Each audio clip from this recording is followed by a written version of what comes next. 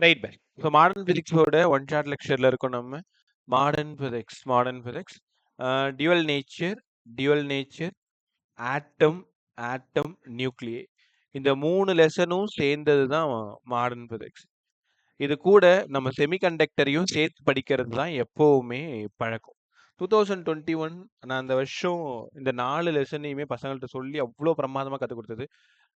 Maximum 11 NEET question, minimum 9 NEET question. இது 2ல ஒரு நம்பர் கண்டிப்பா இருக்குன்னு சொல்லி தான் பிளான் பண்ணது. அந்த வருஷம் 11 கொஷின், 11 கொஷின், செமிகண்டக்டர்ல மட்டுமே 3 கொஷின் அந்த வருஷம். ரைட்டா? ஸோ நம்ம இந்த வருஷம் அதே 11 வந்தா நமக்கு ரொம்ப பெரிய சந்தோஷம். 11 into 4 44 மார்க் பிசிக்ஸ், வெறும் 4 லெசன். அப்ப இந்த 4 லெசனுக்கு நம்ம எவ்வளோ இம்பார்ட்டன்ஸ் கொடுக்கணும்ல. ரொம்ப ஈஸியான லெசனுமே கூட. அதே மாதிரி நம்ம எதிர்பார்க்கறது மினிமம் ஸ்கோர் ஒரு 100 பிசிக்ஸ்னு வச்சுக்கோயேன். நான் ரொம்ப மினிமமா சொல்றேன். நம்ம ஸ்கோர் இதுதான். இதுல 50% ஆஃப் ஸ்கோர் ஜஸ்ட் வெறும் 4 லெசன்லயே கிடைக்குதுல்ல. ரஃபா சொல்லிட்டு இருக்கோம் 44. அதனால தான் இந்த 4 லெசனுக்கு நீங்க அவ்வளவு முக்கியத்துவம் கொடுக்கணும்னு சொல்றேன். ஸோ இன்னைக்கும் நாளைக்கும் நாளை மறுநாளும் செமிகண்டக்டர் ஒரு டைம் ரிவைஸ் பண்ணி விட்டுறேன். இந்த 3 நாளும் இந்த 44 மார்க்குக்காக நம்ம நேர்மையா உழைப்போம். இந்த 44 மார்க்கை பிடிக்கிறது தான் இந்த 3 நாள்ல நம்மளோட வேலை. ரைட்டா? ரைட். அடுத்தது டியூவல் நேச்சர். டியூவல் அப்படின்னாலே உங்க எல்லாருக்குமே தெரியும், டபுள்னு அர்த்தம். Light, matter, radiation. லைட்டு சிங்கிளா டபுளா சார்?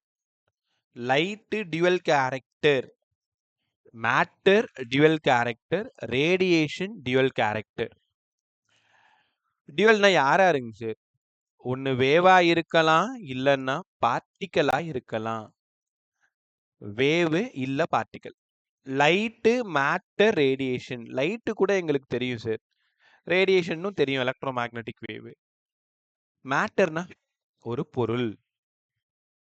எலக்ட்ரான் மாதிரி மாஸ் இருக்கக்கூடிய ஒரு பாடி, புரோட்டான் மாதிரி மாஸ் இருக்கக்கூடிய ஒரு body. It has a dual character.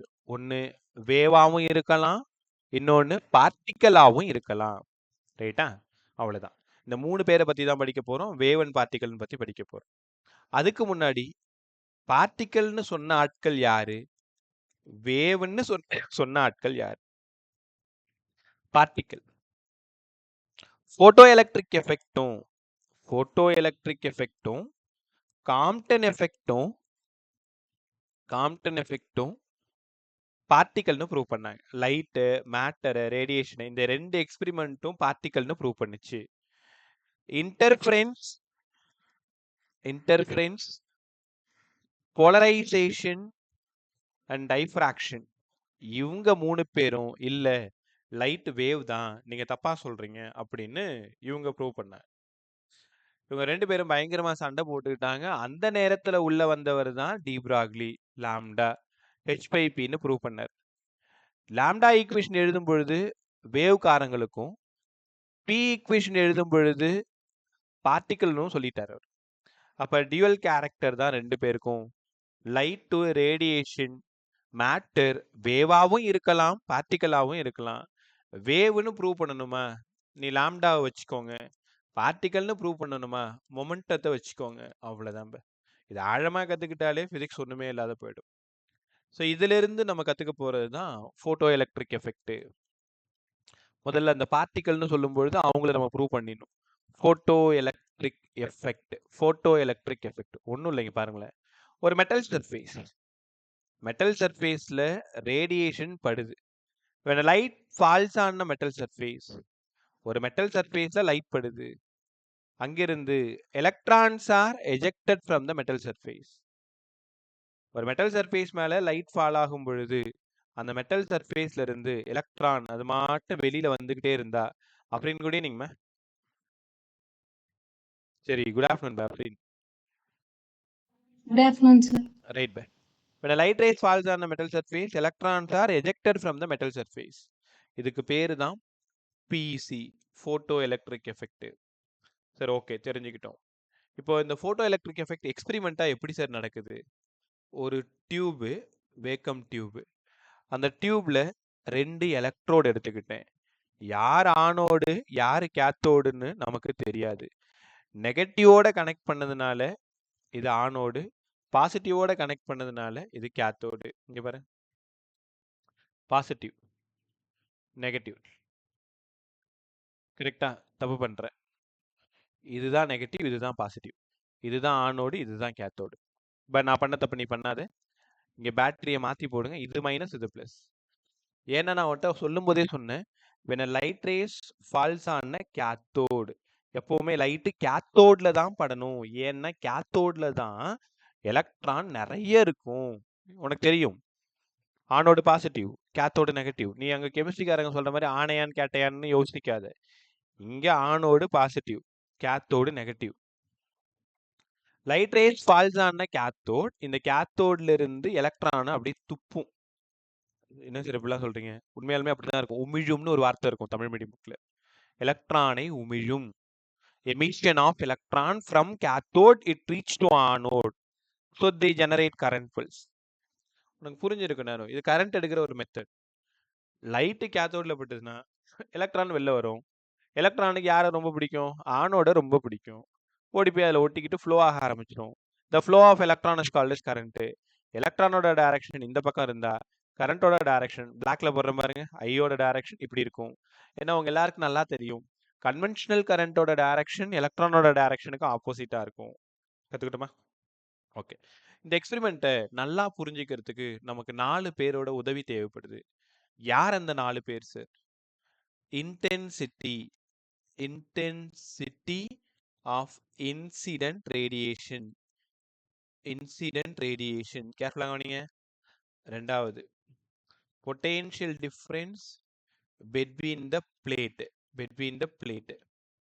மூணாவது, frequency of incident radiation. நான் என்ன எழுதி தரணும் அதான் உன் நோட்ஸ். இதை வச்சு அப்படியே படிச்சுக்கோங்க. நாலாவது, போட்டோ எலக்ட்ரிக் கரண்ட்.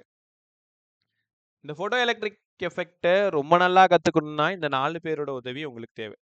முதல்ல ஃபர்ஸ்ட்ல இருக்கானே அவனுக்கு யாருன்னு பாருங்க, இன்டென்சிட்டி ஆஃப் இன்சிடென்ட் ரேடியேஷன். அப்படிங்க, இந்த லைட் படுது இல்ல, இதோ பாருங்களேன், லைட் படுது இல்ல, இந்த லைட்டோட இன்டென்சிட்டி. ரைட்டா? ரெண்டாவது, potential difference between the plate. இந்த ஆனோடு கேத்தோடுன்னு 2 பேர் இருக்காங்கல்ல, அவங்களோட பொட்டென்ஷியல் டிஃபரன்ஸ். மூணாவது, ஃப்ரீக்வன்சி ஆஃப் இன்சிடென்ட் ரேடியேஷன். இந்த லைட் படுது இல்ல, அந்த லைட்டோட ஃப்ரீக்வன்சி. லைட்டோட ஃப்ரீக்வன்சி. ஃபைனலா ஹீரோ போட்டோ எலக்ட்ரிக் கரண்ட். இங்க ஒரு கேல்வனாமீட்டர் கனெக்ட் பண்ணிட்டோம். கத்துக்கிட்டீங்களா? இந்த 4 பேரையும் நல்லா புரிஞ்சுக்கிட்டாதான் உங்களால இந்த கிராஃப் கொஸ்டினை கரெக்டாக அட்டன் பண்ண முடியும். லைட்டுனாலே இன்டென்சிட்டி இருக்கும், ஃப்ரீக்வன்சி இருக்கும்.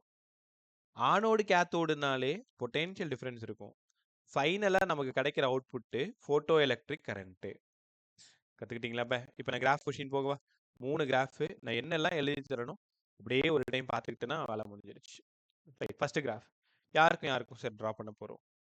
இன்டென்சிட்டி ஆஃப் இன்சிடென்ட் ரேடியேஷனுக்கும் போட்டோ எலக்ட்ரிக் கரண்ட்டுக்கும் ட்ரா பண்ண போகிறோம். கேர்ஃபுல்லாக கவனி, ஒரே கிராஃப். எக்ஸ் ஆக்சஸில் லைட்டோட இன்டென்சிட்டி. ஒன்றும் இல்லை, வெளிச்சம். லைட்டோட இன்டென்சிட்டி. ஒரு ரூமில் இப்போ ஒரு லைட் எரிஞ்சிட்டு இருக்கும். இல்லை பகல் சார் நாங்கள் லைட் ஆன் பண்ணல. ஒரு கற்பனை பண்ணிக்கோங்க, ஒரே ஒரு லைட் மட்டும் க்ளோ ஆகுதுன்னா ரொம்ப ஒரு கம்மியான வெளிச்சமாக இருக்கும். அதே ரூமில் ஒரு 4-5 லைட் இருக்கும்போது வெளிச்சம் இன்னும் ஜாஸ்தியாக இருக்கும்ல. இன்டென்சிட்டினா அளவு, லைட்டோட அளவு, ஒளிச்செறிவுன்னு அர்த்தம். இன்டென்சிட்டிக்கும் போட்டோ எலக்ட்ரிக் கரண்ட்டுக்கும் கிராஃப் நம்ம ட்ரா பண்ணுறோம். த கிராஃப் பிகம் ஸ்ட்ரெயிட் லைன். அவ்வளோதான். என்ன தெரியுமா அர்த்தம்? அந்த பிளேட் இருக்குல்ல, இந்த கேத்தோட் பிளேட்டு, அந்த கேத்தோட் பிளேட்டில் நிறைய லைட் பட்டா நிறைய எலக்ட்ரான் வரும். நிறைய எலக்ட்ரான் வந்தா நிறைய கரண்ட் வரும். அப்படின்னா photo electric current is directly proportional to intensity of incident radiation. Sir, intensity of incident radiation ஐஆர்னு போட்டுக்கிறேன். இந்த லைனை தான் நீங்க படிக்கணும். என்ன புரிஞ்சுக்கிறீங்க? நீ தான் கேத்தோடு, நீ நின்றுட்டு இருக்க, உன் மேல நிறைய லைட் பட்டுக்கிட்டே இருக்கு, உனக்குள்ளார இருந்து நிறைய எலக்ட்ரான் வெளில வந்துகிட்டே இருக்கு. நிறைய லைட் பட்டா நிறைய எலக்ட்ரான் வரும். நிறைய எலக்ட்ரான் வந்தா நிறைய கரண்ட் வரும். அப்போ photo electric current is directly proportional to intensity of incident radiation. இந்த போட்டோ எலக்ட்ரிக் கரண்டோட இன்னொரு பேரு உங்க ஆப்ஷன்ல எப்படி கொடுத்துருந்தாங்கன்னா, number of electron emitted per second. உங்களால உணர முடியுதா? அப்ப நிறைய எலக்ட்ரான் பெர் யூனிட் டைம். உங்களுக்கு தெரியும் தானே, dq/dt கரண்ட். இப்ப number of electron emitted per second photo electric current. அப்ப ஆப்ஷன்ல ரெண்டு இருக்கலாம். Number of electron emitted per second is directly proportional to intensity of incident radiation. இல்லனா photo electric current is directly proportional to intensity of incident radiation. இருக்கலாமா? கத்துக்கிட்டீங்களா? அடுத்து இந்த graph ரொம்ப ரொம்ப இம்பார்ட்டன்ட். இந்த கிராஃப்ல யார் யாருக்கு டிரா பண்ணிருக்கோம்னா, இன்டென்சிட்டிக்கும் போட்டோ எலக்ட்ரிக் கரண்ட்டுக்கு டிரா பண்ணிருக்கோம். சார் அப்ப மீதி ரெண்டு பேர் என்னன்னாங்க, பொட்டென்ஷியல் டிஃபரன்ஸ் அண்ட் ஃப்ரீக்வன்சி. இவங்க ரெண்டு பேரும் சேஞ்ச் ஆக மாட்டாங்க, கான்ஸ்டன்ட். ரொம்ப நல்லா கவனிச்சுக்கோ. எப்பவுமே அவுட்புட் இருக்கும். இந்த பிசி வந்து ஒய் ஆக்சிஸ்ல இருக்கும். எக்ஸ் ஆக்சிஸ்ல இருக்கிறதா மாறிக்கிட்டே இருக்கும் இந்த மூணு கிராஃப்லயுமே. ஃபர்ஸ்ட் கிராஃப் இன்டென்சிட்டிக்கு, ரெண்டாவது கிராஃப் பொட்டென்ஷியல் டிஃபரன்ஸுக்கு, மூணாவது கிராஃப் ஃப்ரீக்வன்சிக்கு. இப்போ இன்டென்சிட்டிக்கும் பொட்டென்ஷியல் போட்டோ எலக்ட்ரிக் கரண்ட்டுக்கும் டிரா பண்ணியிருக்கேன். Graph become straight line. கற்றுக்கிட்டீங்களா? ஃபர்ஸ்ட் கிராஃப்ல எல்லாத்தையும் இந்த பாயிண்ட் நல்லா படிச்சுக்கோங்க, சொல்லி பழகு. போட்டோ எலக்ட்ரிக் கரண்ட்டும் இன்டென்சிட்டி டைரக்ட்லி ப்ரொபோர்ஷனல் சார். நிறைய இன்டென்சிட்டி ஆஃப் லைட் கொடுத்தீங்கன்னா நிறைய எலக்ட்ரான் வரப்போகுது, நிறைய கரண்ட் வரப்போகுது. அப்படியே பழகிட்டீங்கன்னா முடிஞ்சிடும். ரைட்டா? அந்த போட்டோ எலக்ட்ரிக் கரண்ட்டுக்கு பதிலாக number of photo electron emitted per second. Number of photo electron ரொம்ப சரியான வார்த்தை. Number of photo electron, photons, light பட்டா எலக்ட்ரான் வரும், ஃபோட்டான் பட்டா எலக்ட்ரான் வரும். அதனால தான் இந்த எஃபெக்டோட பேரே photo electric effect. Second graph போலாமா? அதே மாதிரி புரியலன்னா சார் எனக்கு இன்னொரு டைம் எக்ஸ்பிளைன் பண்ணுங்கன்னு சொல்லிடு. ஏன்னா எல்லாருமே என்கிட்ட ரொம்ப க்ளோஸாக பழகிட்டீங்க. ஹெசிடேஷன் எதுவுமே வேணாம். நீ எப்பயுமே அப்படிதான் இருப்ப. ஒருவேளை புரியல அப்படின்னா இன்னொரு டைம் சொல்லுங்க சார், ஜாலியாக கேளு. ரைட்டா? யாரோட எனர்ஜியும் வேஸ்ட் ஆகக்கூடாது, உன்னோட நேரமும் வேஸ்ட் ஆகக்கூடாது. ஒரு சின்ன இந்த லெசன்லேருந்து ஒரு கொஷின் கூட இங்கே இருக்கிற யாரும் தப்பு பண்ணக்கூடாது. ஒவ்வொரு லெசனுக்கும் நம்ம அவ்வளோ இம்பார்ட்டன்ஸ் கொடுக்கணும். Right pay. Second graph. The graph is drawn between potential difference and photoelectric current. ரெண்டாவது கிராஃப் பொட்டென்ஷியல் டிஃபரன்ஸுக்கும் போட்டோ எலக்ட்ரிக் கரண்ட்டுக்கும் ட்ரா பண்றோம். சார் அப்ப மற்ற ரெண்டு பேரு யார்? அந்த மற்ற ரெண்டு பேரு இன்டென்சிட்டின்னு ஒருத்தவன், ஃப்ரீக்வன்சின்னு ஒருத்தவன். இவங்க ரெண்டு பேரையும் தூக்கி ஓரமா உட்கார வச்சிருங்க. Intensity and frequency is kept constant. The graph is drawn between potential difference and photoelectric current. Draw பண்ணுவோமா? பாருங்களேன், இந்த கிராஃபை நீங்க இப்படி ட்ரா பண்ணிக்கணும். ஏன்னா பொட்டென்ஷியல் டிஃபரன்ஸ்னு வரும்போது பாசிட்டிவாகவும் இருக்கலாம், அதனால இது ஆனோட் பொட்டென்ஷியல். நெகட்டிவாகவும் இருக்கலாம், அதனால இது நெகட்டிவ் பொட்டென்ஷியல் இல்லை கேத்தோட் பொட்டென்ஷியல். ரைட்டா? ஓகே, நான் சொல்றது அப்படியே கற்பனையா யோசி. இதான் அந்த டியூபு, இந்த கேத்தோடு ஆனோடு. இதுல நிறைய லைட் படுது, இங்க இருந்து நிறைய எலக்ட்ரான் ஓடி வந்துகிட்டே இருக்கு. இந்த கேத்தோட்ல ஒரு 1,00,000 எலக்ட்ரான் இருக்கு. நான் மேக்சிமம் லைட்டை பாஸ் பண்ணி இந்த 1,00,000 எலக்ட்ரானை வெளியில எடுத்துட்டேன். It reach to anode. அப்படின்னு என்ன அர்த்தம்?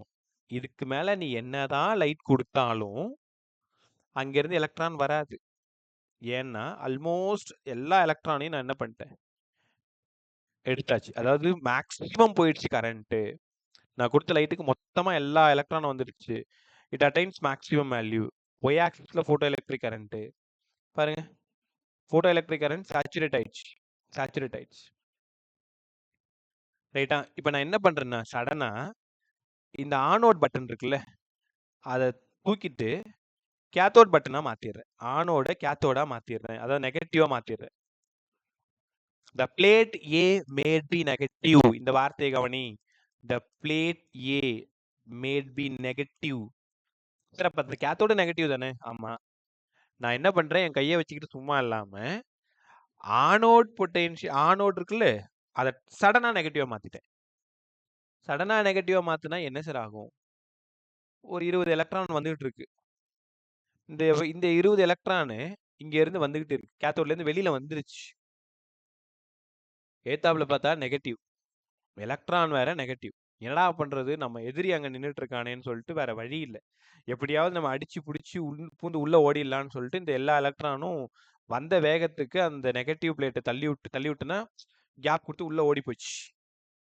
அப்ப என்ன ஆகுதுன்னா, இங்க இருந்து இந்த பிளேட்ல இருந்து இப்ப கிளம்ப போற எலக்ட்ரான் கொஞ்சம் கேர்ஃபுல்லா முன்னாடி ஐயோ அங்க நெகட்டிவ் இருக்கான், நம்மள போனா உள்ள விட மாட்டான், நம்ம தேவையில்லன்னு சொல்லிட்டு இந்த எலக்ட்ரான் ஃபுல்லா இங்கே ஸ்டாப் ஆயிடுச்சு. அப்ப என்ன அர்த்தம்னா, கேத்தோட் பிளேட்ல இருந்து எலக்ட்ரானே வெளியில வரல. அப்ப கொஞ்சம் கொஞ்சமா இந்த ஆனோட் பொட்டென்ஷியலை நான் இன்க்ரீஸ் பண்ண என்ன தெரியுமா நடக்குது? போட்டோ எலக்ட்ரிக் கரண்ட் குறையுது வந்து கடைசியா ஜீரோவுக்கு வந்துருது. இப்போ இந்த பாயிண்ட் தான்பா இந்த லெசனோட ஹீரோ. எந்த நெகட்டிவ் பொட்டென்ஷியலுக்கு காதுல வாங்க எல்லாரும், எந்த மினிமம் நெகட்டிவ் பொட்டென்ஷியலுக்கு போட்டோ எலக்ட்ரிக் கரண்ட் ஜீரோ ஆகுதோ, பாருங்க இதுக்கு நேரம் ஜீரோ தானே. எந்த நெகட்டிவ் பொட்டென்ஷியலுக்கு போட்டோ எலக்ட்ரிக் கரண்ட் ஜீரோ ஆகுதோ அதுக்கு பேரு தான் ஸ்டாப்பிங் பொட்டென்ஷியல். ஸ்டாப்பிங் பொட்டென்ஷியல் அப்படின்னா V0. The minimum negative potential யாருக்கு கொடுத்த? is given to anode. The minimum negative potential is given to anode. The photoelectric effect stops. நான் உங்ககிட்ட ஸ்டாப்பிங் பொட்டென்ஷியல்னு ஒரு வார்த்தை சொன்னதுமே உனக்கு என்னெல்லாம் தோணணும் தெரியுமா? எலக்ட்ரான் வெளில வராது, போட்டோ எலக்ட்ரிக் கரண்ட் ஜீரோ ஆகும். அந்த நெகட்டிவ் பொட்டென்ஷியல் தான் ஸ்டாப்பிங் பொட்டென்ஷியல். நான் மறுபடியும் என்ன பண்றேன், வேற ஒரு இன்டென்சிட்டிக்கு இந்த கிராஃபை ட்ரை பண்றேன். I2 இந்த இன்டென்சிட்டிக்கு ட்ரை பண்றேன். அப்ப மறுபடியும் ஸ்டாப்பிங் பொட்டென்ஷியல் அங்கே தான் வருது. வேற ஒரு இன்டென்சிட்டி, மறுபடியும் ஸ்டாப்பிங் பொட்டென்ஷியல் அங்கே தான் வருது. இங்கிருந்து மறக்கவே கூடாத ஒரு வார்த்தை, இன்டென்சிட்டிக்கும் ஸ்டாப்பிங் பொட்டென்ஷியலுக்கும் ஒரு சம்பந்தமும் கிடையாது. பாத்தீங்களா? இன்டென்சிட்டி வேற வேற, ஸ்டாப்பிங் பொட்டென்ஷியல் ஒன்னே ஒன்று தான். அப்போ இந்த வார்த்தை எல்லாரும் படிங்க. Intensity is independent of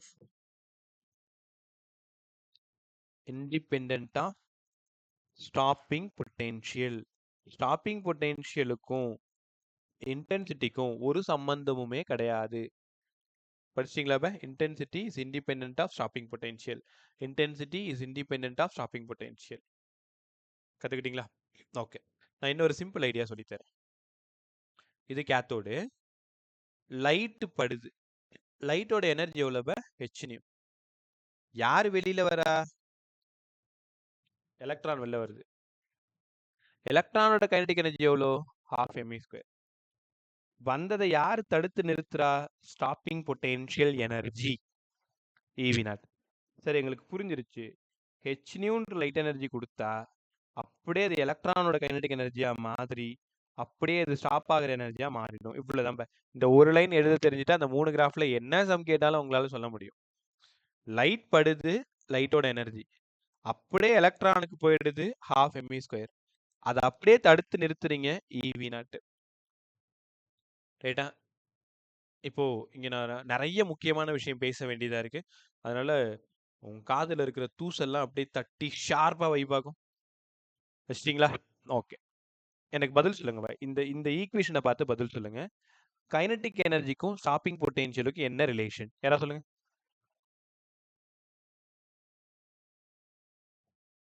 directly proportional, sir. அவ்வளவுதான். Kinetic energy is directly proportional to stopping potential. அப்போ நிறைய நீ வந்து வேகமா ஓடி வர, உன்னை தடுத்து நிறுத்தணும்னா அதே அளவுக்கு எனர்ஜி இருக்கிற ஆள் தான் வேணும். ரொம்ப கம்மியான எனர்ஜி இருக்கிறவன நீ தள்ளி விட்டு ஓடி போயிடுவ. நான் சொல்றது உனக்கு புரியுதா? ஒரு பலமான ஆள் ஓடி வராங்க அப்படின்னா அதை தடுத்து நிறுத்துறதுக்கு ஒரு பலமான ஆள் வேணும். அப்ப kinetic energy of electron is directly proportional to stopping potential. கத்துக்கிட்டீங்களா? ஓகே, இவங்க ரெண்டு பேரையும் ரிலேட் பண்ணுங்க, ஃப்ரீக்வன்சியும் கைனடிக் எனர்ஜியும். ஃப்ரீக்வன்சி, கைனடிக் எனர்ஜி, ப்ரொபோர்ஷனாலிட்டி என்ன?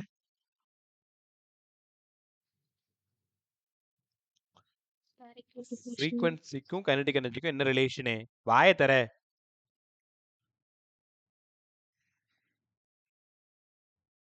Directly proportional, sir. Directly proportional. Frequency is directly proportional to kinetic energy.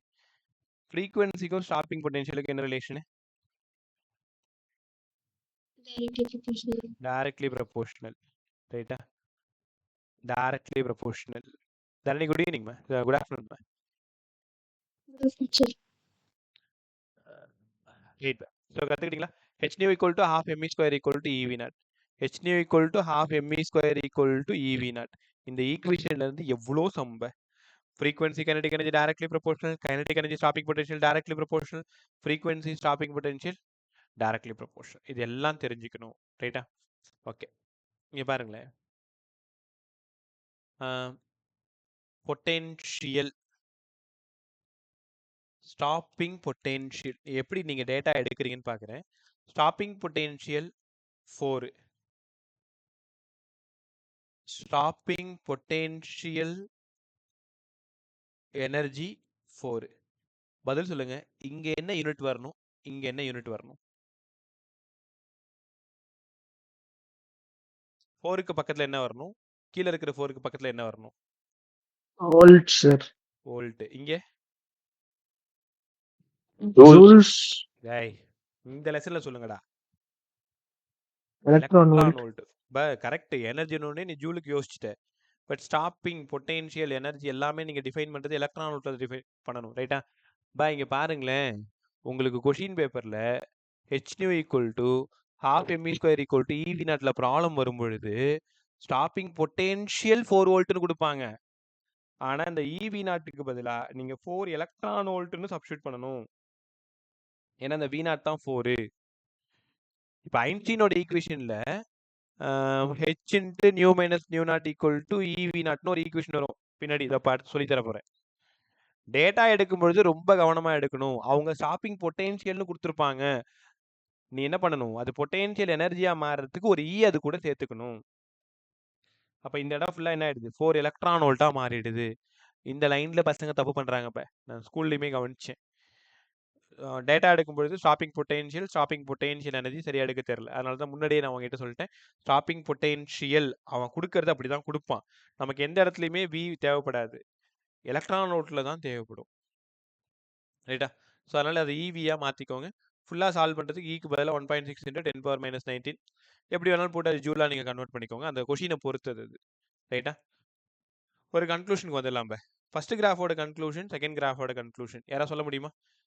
First கிராஃப்ல என்ன கன்க்ளூஷன் பார்த்தோம், செகண்ட் கிராஃப்ல என்ன கன்க்ளூஷன் பார்த்தோம்? சும்மா வாய் தந்து பேசு. Intensity directly proportional to PEC. Photo electric current. நல்லா சொன்னேன். Second, Stopping potential is independent of intensity. Stopping potential is independent of intensity. அதுக்கப்புறம் இவங்க ரெண்டு பேரையும் வச்சு சொல்லு.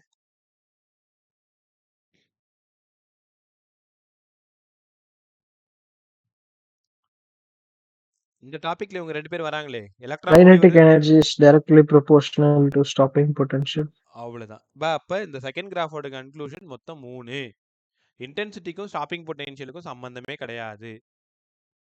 கரெக்டா? இன்டென்சிட்டிக்கும் ஸ்டாப்பிங் பொட்டென்ஷியலுக்கும் சம்பந்தமே கிடையாது. பட் கைனடிக் எனர்ஜியும் ஸ்டாப்பிங் பொட்டென்ஷியலும் டைரக்ட்லி ப்ரொபோஷனல். அதை கத்துக்கணும். ரைட் சார், தேர்ட் கிராஃப் கற்றுக் கொடுங்க. கிராஃப் முடியலன்னா நம்ம நோட்ஸ்ல ரிட்டன் நோட்ஸ்ல ரொம்ப அழகா ஸ்டெப் பை ஸ்டெப்பா எழுதியிருப்பேன். ஒரு டைம் அதை படிச்சு பார்த்துக்கோ. தியரி கொஷின் கேட்கணும்னா இந்த கிராஃப்ல தான் தியரி கொஷின் கேட்பாங்க. ஈஸியா உன்னை ஏமாத்துவாங்க ப்ரொபோஷனாலிட்டியில. அதனால ரொம்ப தெளிவா இருக்கணும். இன்டென்சிட்டிக்கும் ஸ்டாப்பிங் பொட்டென்ஷியலுக்கும் சம்பந்தமே இல்லை. இன்டென்சிட்டிக்கும் photo electric current directly proportional. Kinetic energy stopping potential directly proportional. Frequency kinetic energy directly proportional. Frequency stopping potential directly proportional. இதெல்லாம் எதுவும் பெரிய வித்தை கிடையாது. இதுல இருந்து சொல்றது தான் எல்லாமே. ரைட்டா? Right. But third graph, the graph is drawn between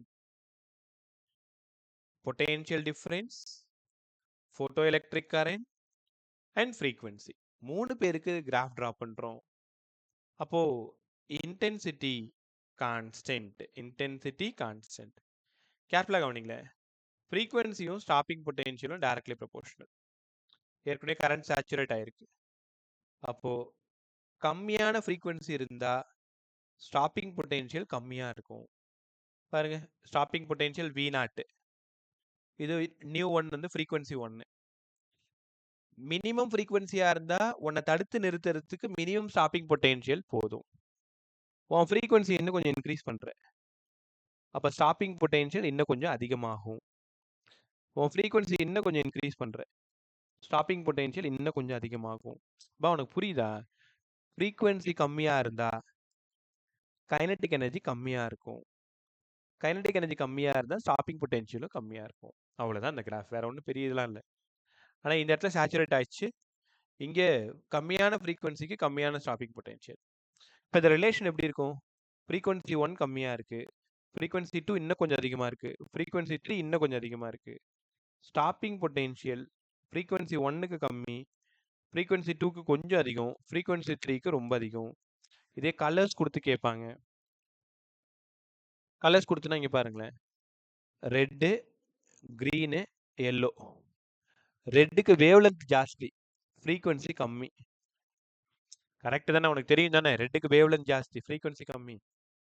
அடுத்தது கிரீனு, ஃப்ரீக்வன்சி இன்னும் கொஞ்சம் அதிகம். எல்லோ, எல்லாத்த விட ஃப்ரீக்வன்சி அதுக்கு அதிகம். இந்த 3 பேர்ல கரெக்டா போறேன்னா? விப்ஜிஆர் தானே? இல்லையே, ஜி தான் லாஸ்டா வரணும். எல்லோ, சாரி பா, என் தப்பு தான் அது. இப்போ இதுக்கு ஸ்டாப்பிங் பொட்டென்ஷியல் ரெட் கலரை தடுத்து நிறுத்துறது ரொம்ப ஈஸி. கம்மியான ஸ்டாப்பிங் பொட்டென்ஷியல் கொடுத்தாலே போதும். பாரு, ஏன் ஃப்ரீக்வன்சி ஆஃப் ரெட் கம்மி. இந்த 3 கலர்ல யாருக்கு ஸ்டாப்பிங் பொட்டென்ஷியல் அதிகமா இருக்கும்? சார் கிரீனுக்கு தான் ஃப்ரீக்வன்சி ஜாஸ்தி, அப்போ அவனுக்கு தான் சார் ஸ்டாப்பிங் பொட்டென்ஷியல் அதிகமா இருக்கும். சூப்பராக கற்றுக்கிட்டீங்களா? நான் உங்களுக்கு கடைசியாக ஒரே விஷயம் மட்டும் எழுதி கொடுத்துருவா. இந்த 5 பாயிண்ட் மட்டும் படிச்சுக்கோங்க. கிராஃப் ஒன்னோட conclusion, intensity directly proportional to photo electric current. ரெண்டாவது graph, intensity directly proportional to stopping potential power 0. இது என்னன்றது உணர முடியுதா உங்களால?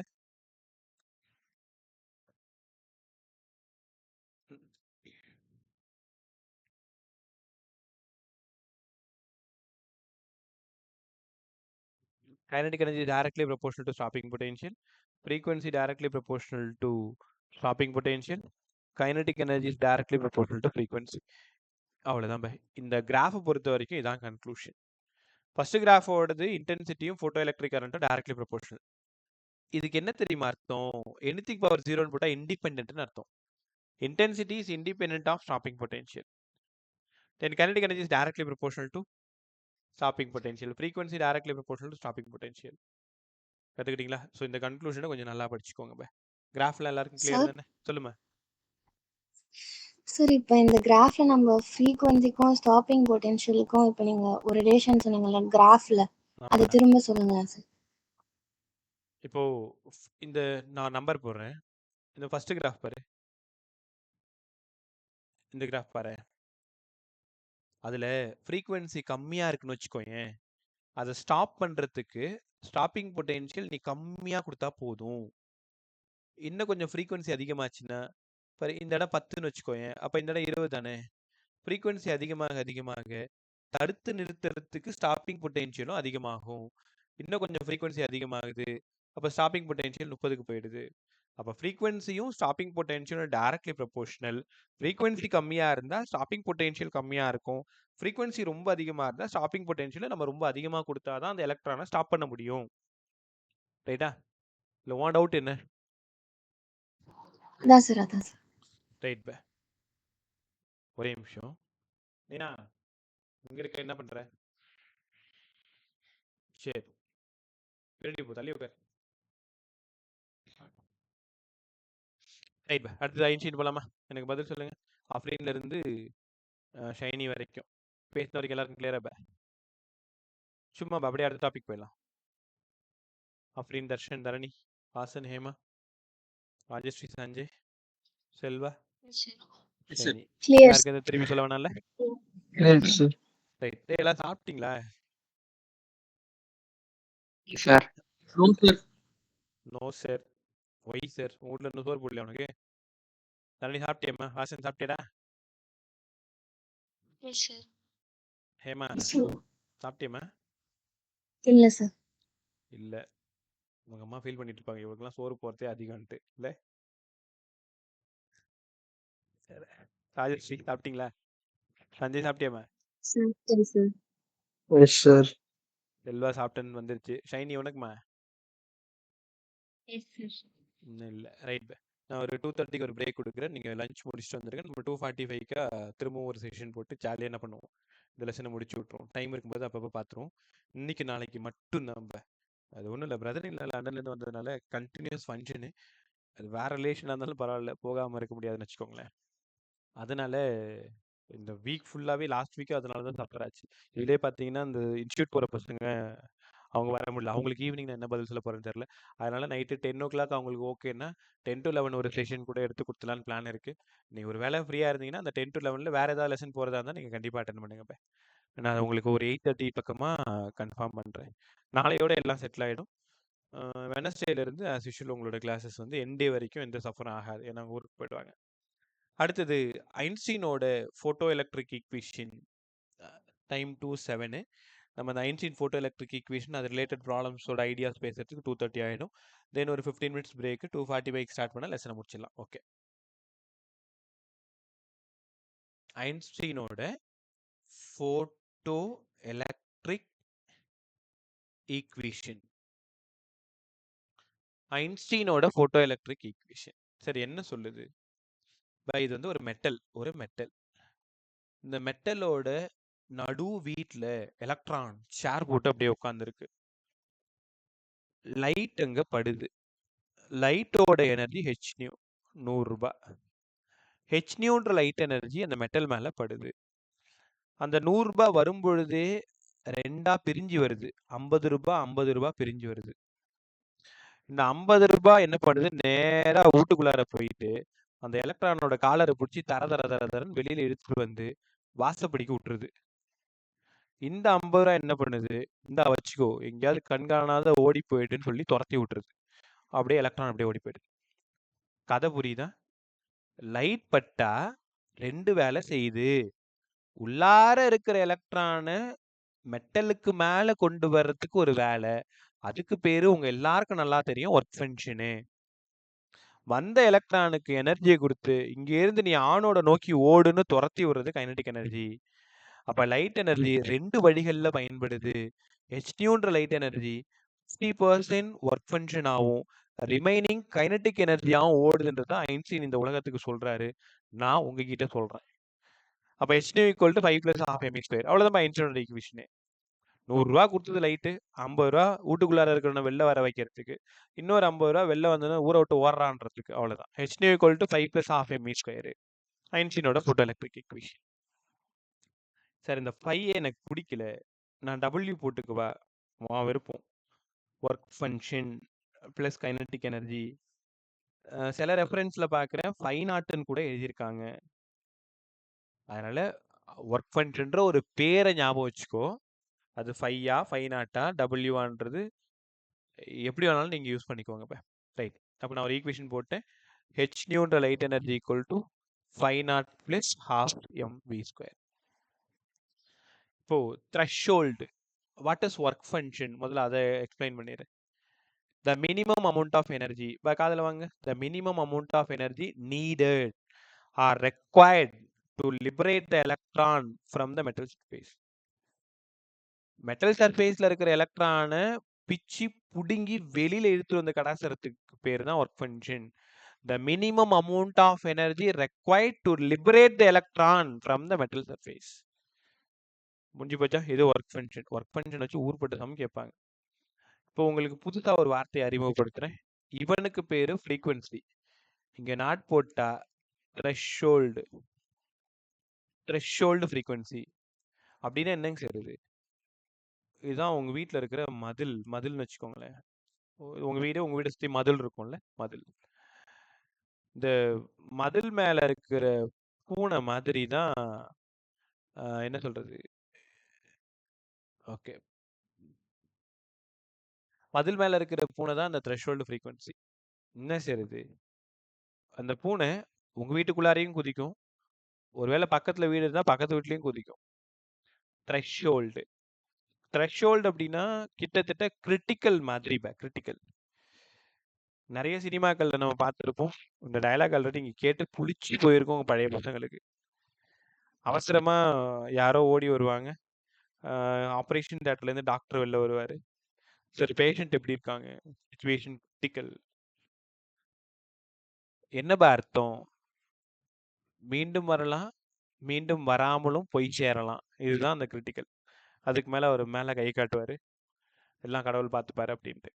நிறைய சினிமாக்கள்ல பார்த்துருப்பீங்க. இந்த சீன் இல்லாத படமே இருக்காது தமிழ் படத்துல.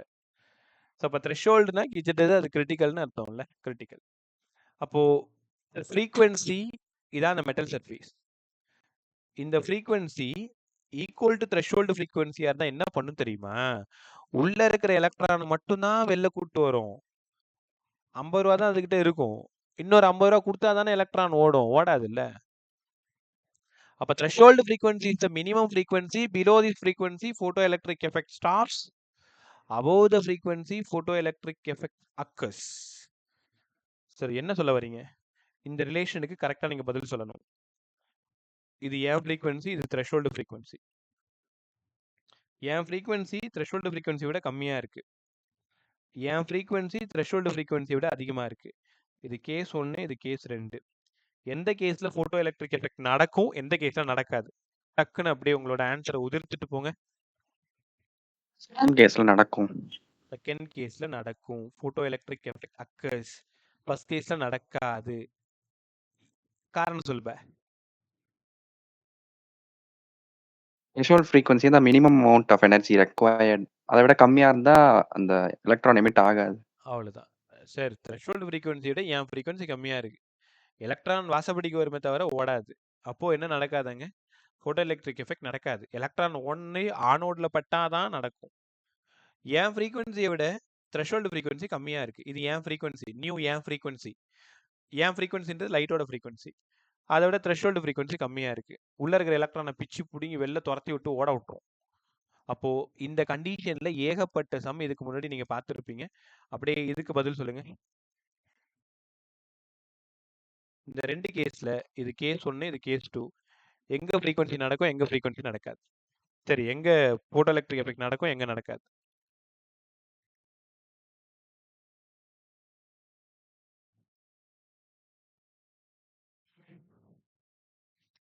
பதில் சொல்லுங்க. இப்போ ஒரு பாக்ஸ் போட்டிருக்கேன், அதுல எனக்கு பதில் வேணும். Question number 1, question number 2. எங்க போட்டோ எலக்ட்ரிக் எஃபெக்ட் அக்கர்ஸ், எங்க செகண்ட் வந்து நடக்குமா?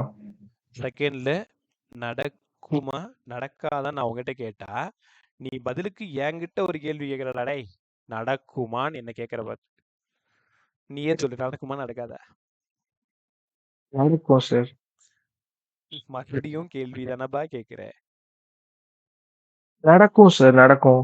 நடக்கும் நடக்கும். ஒரு ஸ்ட்ராங்கா சொல்றியா அப்ப நடக்கும்ட்டு? சரி, இந்த மாவை எஸ் நான் சார். அடிச்சிடுறேன், புள்ளி வச்சிடுறேன். பட் சஞ்சயோட பதில் செகண்ட் கேஸ் நடக்கும். உங்க பதில் மத்தவங்க நடக்கும் சார். நடக்கும். செகண்ட் கேஸ்லயா? Yes sir. அவ்வளவுதான். எல்லாருக்குமே புரியுதா? இந்த ரிலேஷனுக்கு அப்படியே உல்டா. ஃப்ரீக்வன்சியும் லாம்டாவும் நேர் எதிரிகள், இன்வெர்ஸ்லி ப்ரொபோர்ஷனல். ஃப்ரீக்வன்சி பெருசா இருந்தா லாம்டா கம்மியா இருக்கும். செகண்ட் கேஸ் இதான் செகண்ட் கேஸ்.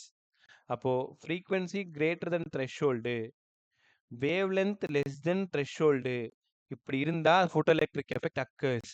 நான் உங்ககிட்ட சொல்றது என்னன்னா, ஏதாவது ஒன்ன படி, ஃப்ரீக்வன்சியை மட்டும் படி. உன் ஃப்ரீக்வன்சி பெருசா இருந்தா போட்டோ எலக்ட்ரிக் எஃபெக்ட் நடக்கும். அதை வச்சுக்கிட்டு அப்படியே வேவ் லென்த்தை மாத்தி எழுதிரு. இந்த கேஸ்ல நடக்காது நடக்காது. கரெக்டா? Photo electric effect did not occurs.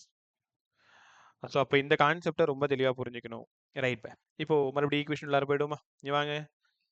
H new light energy, work function half mv².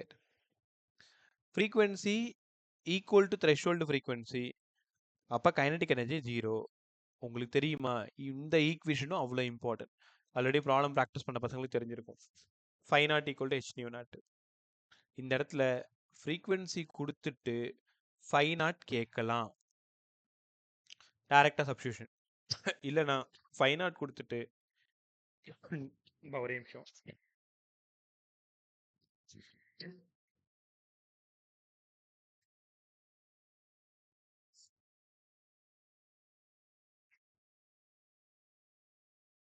இந்த 4 நாளா ஃபியர் போட்டு படாத பாடு படுத்திட்டு இருக்கு. உலகத்துல எவ்வளவு பெரிய வியாதி வேணாலும் வரலாம் போல் இருக்கு. இந்த சளி பிடிக்கிறது உயிரை வாங்குதுப்பா. Nu naught. So nu naught equal to phi naught by h. So இதுலையும் சால்வ் பண்ணலாமா? அப்போ phi naught equal to h nu naught. இது இப்படி எழுதலாமா பாருங்க. இங்க என்ன சிக்கல் தெரியுமா? இந்த லெசன் ஃபுல்லா ஈஸி. ஆனா ஜூல எலக்ட்ரான் வோல்ட்டா மாத்தணும், எலக்ட்ரான் வோல்ட்டை ஜூலா மாத்தணும். அதான் உன் திறமையே. இந்த லெசன்ல ஒரு சம் கூட நம்ம மிஸ் பண்ண மாட்டோம். 1 electron volt equal to 1.6 into 10⁻⁻19 joule. பெரும்பாலும் இந்த லெசன்ல ஆன்சர்ஸ் எல்லாமே எலக்ட்ரான் வோல்ட்ல கொடுக்குற மாதிரி தான் இருக்கும். அதனால இந்த கன்வர்ஷன்ல ஒரு டைம் ப்ராக்டிஸ் பண்ணிக்கோ. ஒரு 10 நிமிஷம் ஒரு 4-5 நம்பர் எலக்ட்ரான் வோல்ட்டா மாத்திப்பாரு, 4-5 நம்பர் எலக்ட்ரான் வோல்ட்னு ஜூலுக்கா மாத்திப்பாரு. அதெல்லாம் இங்க ஃப்ரீயா இருக்கும்போதே செஞ்சு பார்த்துருங்க. அப்போ எக்ஸாம் ஹாலில் போய் கற்றுட்டு இருக்காது. Five not equal to h nu not, five not equal to h nu not. அப்போ இதுல இருந்து சம் ப்ராக்டிஸ் பண்ணிக்கோ. ஒர்க் ஃபங்க்ஷன் கொடுத்துட்டு த்ரெஷ்ஹோல்டு கொடுத்துட்டு ஒர்க் ஃபங்க்ஷன், இல்லை த்ரெஷ்ஹோல்டு வேவ் லென்த் கொடுத்துட்டு ஒர்க் ஃபங்க்ஷன். ஹெச்சி அதே மாதிரி நானும் உங்ககிட்ட சொல்லியிருக்கேன். ஹெச்சி ஃப்ரீயாக இருக்கும்போது சால்வ் பண்ணி பார்த்துக்கோ. 20 × 10⁻26. எங்கெல்லாம் ஹெச்சி வருதோ அங்கெல்லாம் 2 × 10⁻25. என்ன பவுட்டு பார்த்துக்கோ. ஹெச்சோட வேல்யூ சியோட வேல்யூ மல்டிப்ளை பண்ணி பார்த்தீங்கன்னா அதான் வரும். இங்கே நீங்கள் ப்ராக்டிஸ் பண்ணும்போதே சில பல விஷயங்களை ரெடி பண்ணி வச்சுக்கிட்டிங்கன்னா எக்ஸாமில் ஒன் டைம் ரொம்ப பெருசாக சேவ் ஆகும். இப்போ ஹெச்இசியை நீ மல்டிப்ளை பண்ணுறதுக்கு எவ்வளோ டைம் ஆகும்? இதெல்லாம் கான்ஸ்டன்ட். ஹெச்சின்னு ஒன்றா தான் ஒரு எங்கே போனாலும். அப்போ 2 × 10⁻25 கற்றுக்கிட்டிங்களா? இப்போ இந்த 5 நாட்டுக்கு பதிலாக ஹெச் நியூ நாட்டை கொடுத்துருவோமா? இப்போ அப்படிங்க வாங்க. ஹெச் நியூ ஈக்குவல் டு 5 நாட்டுக்கு பதிலாக ஹெச் நியூ நாட்டு இங்கேருந்து 12 mv². H nu minus H nu naught equal to 12 mv². H தூக்கி வெளில போட்டு new minus nu naught equal to 12 mv². கொஞ்ச நேரத்துக்கு முன்னாடி தான் கற்றுக் கொடுத்தேன். 12 mv² ஈக்குவல் டு இவி நாட்னு கற்றுக் கொடுத்தேன். அப்போ H into nu minus nu naught equal to E V naught. இதுதான் ஐன்ஸ்டீனோட ஃபோட்டோ எலக்ட்ரிக் ஈக்குவேஷனு. ரைட்டா? ஸோ இதுக்கப்புறம் தான் நமக்கு ப்ராப்ளம் சால்விங் தேவைப்படுது. இப்போ ஈக்குவேஷன் சும்மா ஒரு டைம் எழுதி பார்த்துக்கோ. மேஜர் ஈக்குவேஷனு அதுலேருந்து 12 mv² பதிலாக இவி நாட் அதெல்லாம் பார்த்துக்குவோம். பட் இதுலேருந்து ப்ராப்ளம் ஐடியா, கிராஃப் ஐடியா கேர்ஃபுல்லாக கவனி. இந்த கிராஃபில் பார்த்தாலே தெரியும் y equal to mx minus C மாதிரி இருக்கா பாருங்க. H nu minus H nu naught equal to E V naught உங்கள் எல்லாருக்கும் தெரியும். y equal to mx minus C, இவன் தான் சி. அப்போ y equal to mx minus சின்னா கிராஃப் என்ன ஆகுது பாரு. இந்த இடம் தான் H nu naught. H nu naught யாருக்கும் கிராஃப் ட்ரா பண்ணுறீங்க? ஃப்ரீக்வன்சிக்கும் ஸ்டாப்பிங் பொட்டென்ஷியலுக்கும் கிராஃப் ட்ரா பண்ணுறீங்க. ஃப்ரீக்வன்சி குறைய ஸ்டாப்பிங் பொட்டென்ஷியல் குறைஞ்சிக்கிட்டே வரும். பாருங்கள், ஃப்ரீக்வன்சி குறைய ஸ்டாப்பிங் பொட்டென்ஷியலும் குறைஞ்சிக்கிட்டே வரும். ஏதோ ஒரு ஃப்ரீக்வன்சிக்கு ஸ்டாப்பிங் பொட்டென்ஷியல் 0 ஆகிடும். ஏதோ ஒரு ஃப்ரீக்வன்சிக்கு ஸ்டாப்பிங் பொட்டென்ஷியல் 0 ஆகிடும். திரும்ப இந்த இடம் இன்டர்ஃபேஸு ஹெச் நியூ நாட்டு. ரைட்டா? இதில் ரொம்ப கவனமாக கவனிக்கணும். ஒரே நிமிஷம், நான் அந்த ப்ராப்ளம் ஐடியா சொல்லிவிட்டு அதுக்கப்புறம் நான் கிராஃபுக்கு போகிறேன். H nu minus nu naught equal to e v naught. இதில் என்னங்க சார் சம் கேட்கலாம்?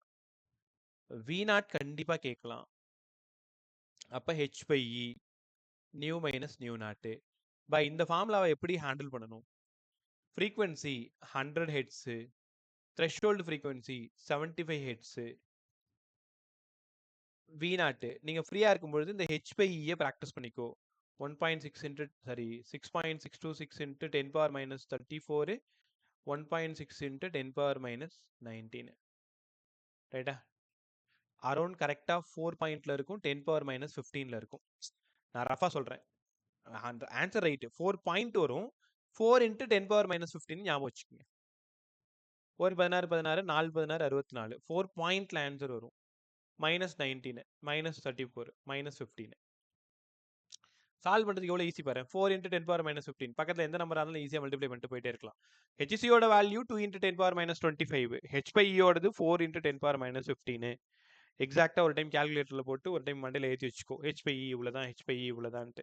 இப்போ இதில் ஃப்ரீக்வன்சி கொடுத்துருவாங்க, த்ரெஷ்ஹோல்டு ஃப்ரீக்வன்சி கொடுத்துருவாங்க, ஸ்டாப்பிங் பொட்டென்ஷியல் கேட்பாங்க. சார் வேறு மாதிரி எப்படி சம் கேட்பாங்க? ஹெச் பை இதுக்கு சி பை லாம்டா நாட்டு. அப்போது ஹெச்சி பை இ 1/λ மைனஸ் 1/λ நாட்டு. ரைட்டா? உங்களால் உணர முடியுதா? ஃப்ரீக்வன்சியாக இருக்கும் பொழுது ஃப்ரீக்வன்சி முதல்ல இருந்தது, ஸ்டாப்பிங் இது த்ரெஷ்ஹோல்டு ரெண்டாவது இருக்கு பாருங்க. அப்போ ஃப்ரீக்வன்சி கிரேட்டராக இருந்தால் தான் ஃபோட்டோ எலக்ட்ரிக் எஃபெக்ட் நடக்கும். மேலே பார்த்தீங்களா, அந்த ஈக்குவேஷன் வச்சு சொல்லிடலாம். Frequency greater than threshold frequency. இங்கே பார்த்தீங்கன்னா கிராஸ் மல்டிப்ளை பண்ணுங்க. Lambda naught minus lambda. அப்போ இங்கே யார் பெருசாக இருக்கணும்? கிராஸ் மல்டிப்ளை பண்ணால் lambda naught minus lambda by lambda into lambda. Lambda naught தானே பெருசாக இருக்கணும். அப்போ லாம்டா நாட் பெருசாக இருக்கணும்னா lambda less than lambda naught, frequency greater than threshold. இந்த ரெண்டு கேஸ்லையும் ஃபோட்டோ எலக்ட்ரிக் எஃபெக்ட் நடக்கும். அதனால தான் ஃபார்முலா இப்படி நமக்கு வந்திருக்கு. கற்றுக்கிட்டீங்களா? அப்படி கொஞ்சம் பொறுமையாக கீழே போங்க. Sir V naught equal to HC/E 1/λ minus 1/λ நாட்டுன்னு கற்றுக் கொடுத்தீங்க.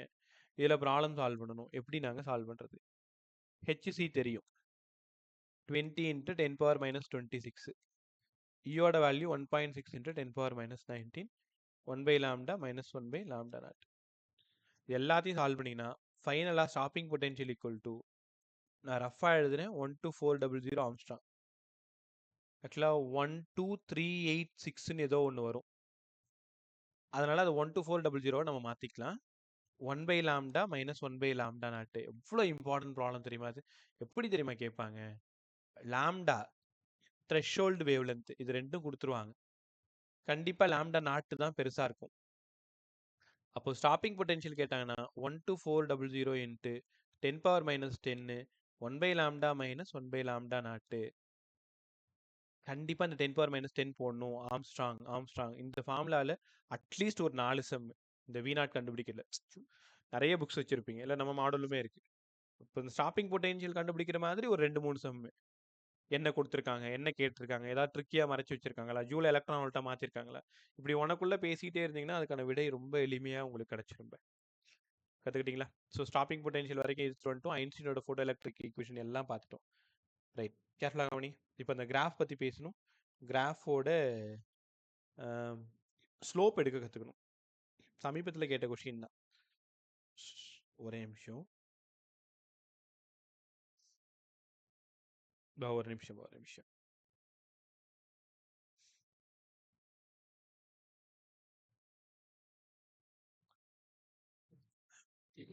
ரைட், ஃப்ரீக்வன்சி ஸ்டாப்பிங் பொட்டென்ஷியல் ரெண்டுத்துக்கும் கிராஃப் ட்ரா பண்ணிட்டோம். நான் என்ன பண்ணுறேன்னு பாரு. ஃப்ரீக்வன்சி குறைய ஸ்டாப்பிங் பொட்டென்ஷியலும் குறைஞ்சிட்டே வரும். ஏதோ ஒரு ஃப்ரீக்வன்சிக்கு ஸ்டாப்பிங் பொட்டென்ஷியல் 0 ஆகிடும். ஏதோ ஒரு ஃப்ரீக்வன்சிக்கு ஸ்டாப்பிங் பொட்டென்ஷியல் 0 ஆகிடும். இந்த இடம் இன்டர்ஃபேஸ் h0 ஆகிடும். இந்த இடம் ஸ்டாப்பிங் பொட்டென்ஷியல் 0. அப்போ இந்த கிராஃபுக்கு ஸ்லோப் எடுத்தோம் அப்படின்னா, இந்த கிராஃபுக்கு ஸ்லோப் எடுத்தோம்னா ஆப்போசிட்டில் இருக்கிறது V நாட்டு, அட்ஜசென்ட்டில் இருக்கிறது ஃப்ரீக்வன்சி, இந்த ஆங்கிள் தீட்டா. ஸ்லோப்னாலே காலங்காலமாக நீங்கள் படிக்கிறது tan theta. tan theta opposite side by adjacent side, nu naught by frequency. இப்போ என்ன கற்றுக்கிறீங்கன்னா, இப்போ இங்கே ஸ்லோப் வேணும்னா V0 பை ஃப்ரீக்வன்சின்னு ஆப்ஷனில் இருந்தால் டிக் பண்ணிடுவீங்க. ஆனால் இந்த மாதிரி ஒரு ஆப்ஷன்லேயே இல்லையே. கொஷின் எப்படி கேட்பாங்கன்னா, slope of frequency and stopping பொட்டென்ஷியல்னு கேட்பாங்க. நீங்கள் தான் புத்திசாலித்தனமாக என்ன பண்ணணும், HNUவும் EV0 ஈக்குவல்னு எங்களுக்கு தெரியும் சார். அவங்க சொல்லியிருக்கிறது V0 பை நியூ தான் கேட்டிருக்காங்க. அப்போ அந்த E கீழே ஓடி வந்துடும், h/E. அப்படின்னா h/E தான் ஆப்ஷன். நீங்கள் இந்த சம ப்ராக்டிஸ் பண்ணியிருப்பீங்க already. Slope of frequency and stopping potential draw பண்ணிங்கன்னா ஒன்று V0 பை ஃப்ரீக்வன்சி இருக்கலாம், இல்லைனா h/Eன்னு இருக்கலாம். ரைட்டாப்பா? பை இதோட அரௌண்ட் 70% ஆஃப் லெசன் காலி.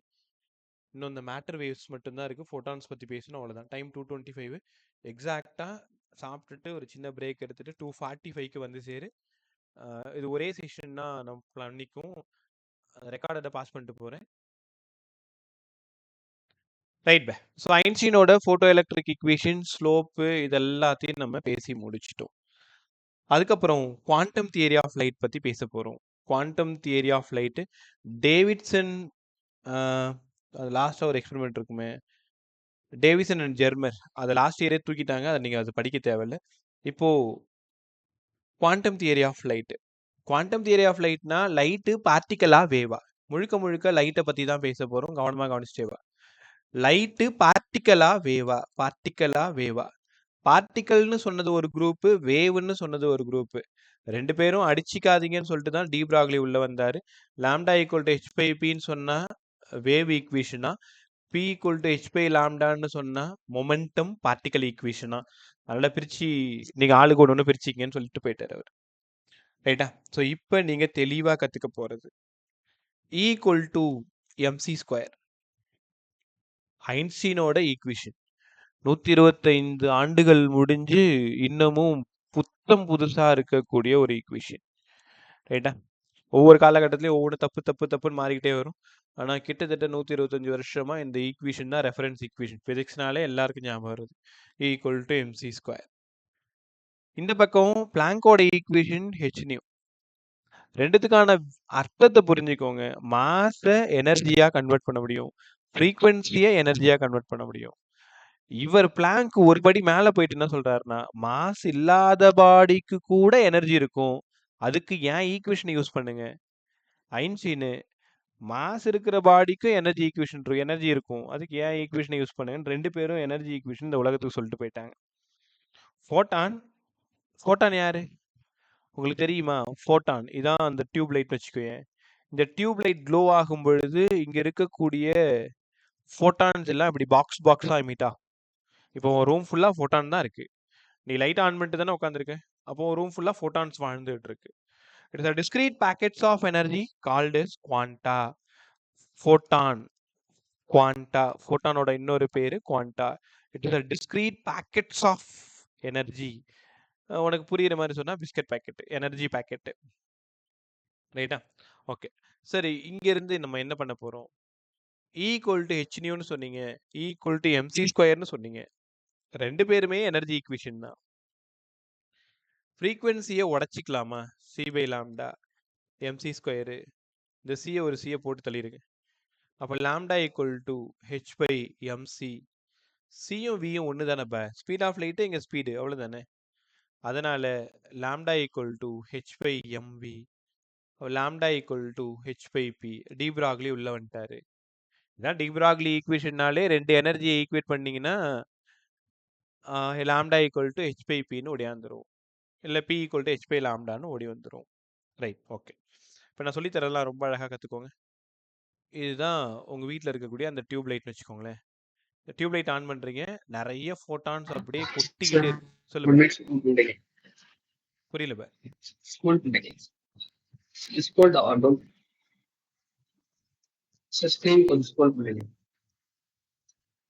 எனக்கு ஒரு புரியல. ஒரே நிமிஷம். இது என்ன சொல்ற? சத்தமா சொல்லு. இப்போ மேல இதுல என்ன பிரச்சனை?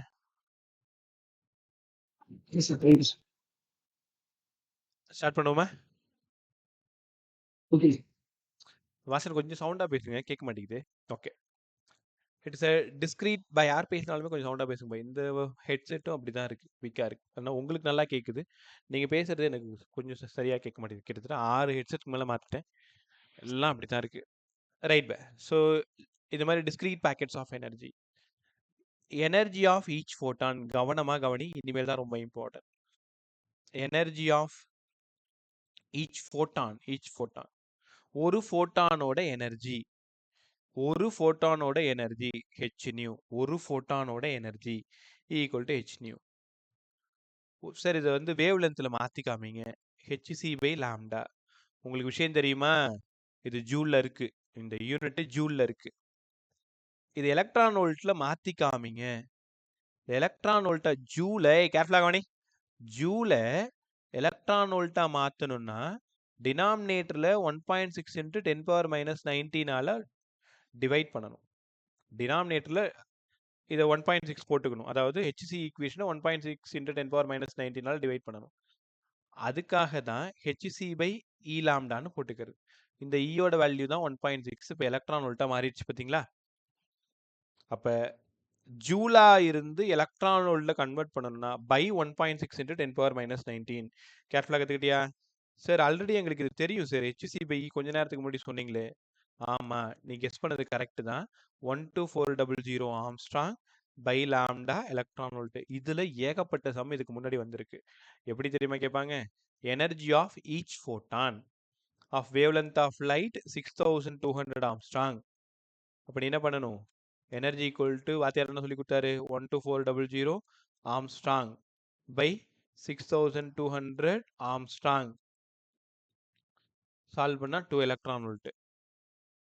கரெக்டா? இப்படிதான் இந்த சம் கேட்பாங்க. கேர்ஃபுல்லா கேட்பாங்க. ஒரே நிமிஷம். நீனா போனை வைக்கிறியா? ஸோ ஈக்குவல் டு 12400/6200 கொடுத்ததுனால இப்போ வேவ் லென்த் கொடுத்துட்டு எனர்ஜி கேட்டாங்கன்னா இப்போ எல்லாரும் ஃபார்முலா படிங்க. ஃபோட்டானோட எனர்ஜி கேட்குறாங்க, வேவ் லென்த்தாக கொடுத்துருக்காங்க, hc/e லாம்டா. கண்டிப்பாக இங்கே எலக்ட்ரான் வோல்ட்டு. அதே மாதிரி மறந்துடாத 12400 கண்டிப்பாக இங்கே 10⁻⁻10 பை லாம்டா எலக்ட்ரான் வோல்ட்டு. இங்கே லாம்டா தான் இன்புட்டு. இல்லை டைரெக்டாக ஃப்ரீக்வன்சி கொடுத்தாங்கன்னா இப்படி அவ்வளோதான். ரைட்டா? இதில் எலக்ட்ரான் வோல்ட்டு கேட்டாங்கன்னா ஒன்றும் இல்லை, h/e எலக்ட்ரான் வோல்ட்டு. தப்பு பண்ணக்கூடாதுன்னா இவ்வளோ கிளியராக அங்கே பேசிகிட்டு இருக்கேன். இந்த h/eக்கு பதிலாக ஆல்ரெடி 4 × 10⁻15 நியூ eV. கரெக்டா? சிம்பிளாக சால்வ் பண்ணிடலாம். ரைட். அங்கேருந்து ஃபோட்டானை பற்றி பேசிடலாம். ஃபோட்டானோட ரெஸ்மாஸ் m0 ஒன்றும் இல்லை, ஒரு மின்மினி பூச்சி. பார்த்துருக்கீங்களா? சினிமாக்கள்லையாவது பார்த்துருப்பீங்க. It's the discrete packet of energy called as குவாண்டான்னு சொன்னேன், அதான் ஃபோட்டான்னு சொன்னேன். உங்களுக்கு புரிய வைக்கிறதுக்காக உங்கள் ரூமில் வெளிச்சம் இருக்குது அப்படின்னா லட்சக்கணக்கான மின்மினி பூச்சியும் ரூமில் இருக்கிற மாதிரி ஞாபகம் வச்சுக்கோ. அந்த மின்மினி பூச்சின்றது தான் நான் ஃபோட்டானா உங்களுக்கு நான் தெரியப்படுத்துகிறேன். ஒரு ரூமில் இருக்கக்கூடிய வெளிச்சத்துக்கான காரணம் அந்த ஃபோட்டான். அது எல்லாம் சேர்ந்து தான் அவ்வளோ பிரைட்னஸ் உங்களுக்கு கொடுக்குது. அது எங்கேருந்து வெளியில் வருது? லைட்ல இருந்து ஃபோட்டான் எமிட் ஆகுது. இப்போ ஒரு ஃபோட்டான் திடீர்னு உன் கையில் மாட்டிக்கிச்சு, கையில் பிடிச்சிட்டேன். உன் உள்ளங்கையில் அந்த ஃபோட்டானை வச்சு வேடிக்கை பார்த்துட்டு இருக்கு. அந்த ஃபோட்டானோட ரெஸ்மாஸ் எவ்வளோ சார்? 0. அதே ஃபோட்டான் ஓட ஆரம்பிச்சதுன்னா மூவிங் மாஸ் இன்ஃபினிட்டி. ரெண்டுத்தையும் நல்லா படிங்க. ரெஸ்மாஸ் ஆஃப் ஃபோட்டான், மூவிங் மாஸ். என்ன சார் இது வித்தையா இருக்கு? ஃபோட்டான் சும்மா உட்காந்துருக்கும் போது ரெஸ்மாஸ் 0வா, அதே ஓன்னா இன்ஃபினிட்டியா? நாங்கள் எப்படி நம்புறது? ஐன்ஸ்டீன் அதுக்கும் ஒரு ஈக்குவேஷன் பேசியிருக்காரு, m0/√1 - v²/c². இந்த இடத்துல மட்டும்தான் இந்த ஈக்குவேஷன் யூஸ் ஆகும். ப்ராப்ளம்லாம் பெருசாக இதுலேருந்து கேட்க மாட்டாங்க. இந்த எம் எப்படி இன்ஃபினிட்டி ஆச்சுன்றதுக்காக தான். சும்மா ஒரு டைம் பார்த்து வச்சுக்கோ. ஃபோட்டானோட speed equal to speed of light. அப்போ இந்த இடத்துல c² போட்டோன்னா c²/c² 1 ஆயிடுது, 1 - 1/0 ஆயிடுது, anything/0. ரைட்டா? அப்போ என்ன கற்றுக்கிறீங்கன்னா ஃபோட்டானோட ரெஸ்மாஸ் இந்த இடம் 0. ஃபோட்டானோட மூவிங் மாஸ் இந்த இடம் இன்ஃபினிட்டி. ரைட்டா? ஃபோட்டான் அதோட இன்னொரு பேர் quanta, discrete packets of energy, photons, என்ன வேணாலும் சொல்லிக்கலாம். கற்றுக்கிட்டீங்களா? ஓகே. அடுத்தது, ஒரு ஃபோட்டான் இருக்குன்னா அதோட இனர்ஷியல் மாஸ் என்னவா இருக்கும்? கேர்ஃபுல்லாக கவனிங்க. இனர்ஷியல் மாஸ் இந்த ஈக்குவேஷன் எடுத்துக்கோங்களேன், ஈக்குவல் டு mc². எம்முக்கு பதிலாக e/c². Inertial mass எம்மோடது e/c². Okay, இது அப்படியே சும்மா ஜஸ்ட் ஞாபகம் வச்சுக்கோ. இப்போ சொல்ல போகிறது தான் ரொம்ப ரொம்ப important. Momentum of photon by energy கேட்பாங்க, அதே மாதிரி மொமெண்டம் கேட்பாங்க. நான் இப்போ உங்களுக்கு பேசிட்டு இருக்கிறது ஃபோட்டான்னு ஒரு ஆளை பற்றி பேசிட்டு இருக்கேன். டே இவன் தான் ஃபோட்டானு, லைட்லேருந்து வெளில வருவான், இவனுக்கு ரெஸ்மாஸ் 0, மூவிங் மாஸ் இன்ஃபினிட்டி, எனர்ஜி இருக்கும் உனக்கு, ஃப்ரீக்வன்சி இருக்கும் உனக்கு, மொமெண்டம் இருக்கும் உனக்கு, வேவ்லென்த் இருக்கும் உனக்கு. ஸோ அவனை பற்றின ஜாதகத்தை நம்ம பேசிட்டு இருக்கோம். மொமெண்டம் ஆஃப் ஃபோட்டான் தானே. மொமெண்டத்துக்கு காலங்காலமாக நீங்கள் படிச்சுட்டு இருக்கிற ஈக்குவேஷன் mv தானே. அப்போ இந்த லெசனில் v தானே c, எம்முக்கு பதிலாக இப்போ தானே படிச்சிங்க. அதனால மொமெண்டம் ஆஃப் ஃபோட்டான் இனி ஒரு கேள்வி வந்தா e/c² இன்ட்டு ஒரு c, இந்த சியும் போயிடுது. So momentum of photon e/c. இந்த ஃபார்முலாவை ஒழுங்காக ப்ராக்டிஸ் பண்ணிக்கோ. Momentum of photon e/c. இல்லை சார் நாங்கள் நம்ப மாட்டோம், e/c எப்படி மொமெண்டம் ஆகும்? இப்போ நீயே ஒத்துப்பார். எனர்ஜிக்கு h/c, நியூக்கு பதிலாக c/λ, இங்கே ஒரு c. ஆமாம் சார், h/λ வந்துருச்சு அப்படின்னா e/cயும் h/λவும் நியூமரிக்கலி ஈக்குவலா? ஆமாம். அவங்களோட சிந்தனை ஈக்குவேஷனை தாண்டி இருக்கணும். ஸோ e/cயும் h/λவும் ஈக்குவல். இதிலிருந்து ஈயும் ஹெச்சும் கான்ஸ்டன்ட்டு, சி கான்ஸ்டன்ட்டு, ஹெச்சும் சியும் கான்ஸ்டன்ட்டு. லாம்டா கொடுத்து இ கேட்கலாம், இ கொடுத்து லாம்டா கேட்கலாம். எப்படி கேட்டாலும் ரிலேட் பண்ண தெரியணும். என்னென்ன கற்றுக் கொடுத்துருக்கேன்? Inertial mass, E by c square. Momentum of photon E by c. E by c. ரைட்டா?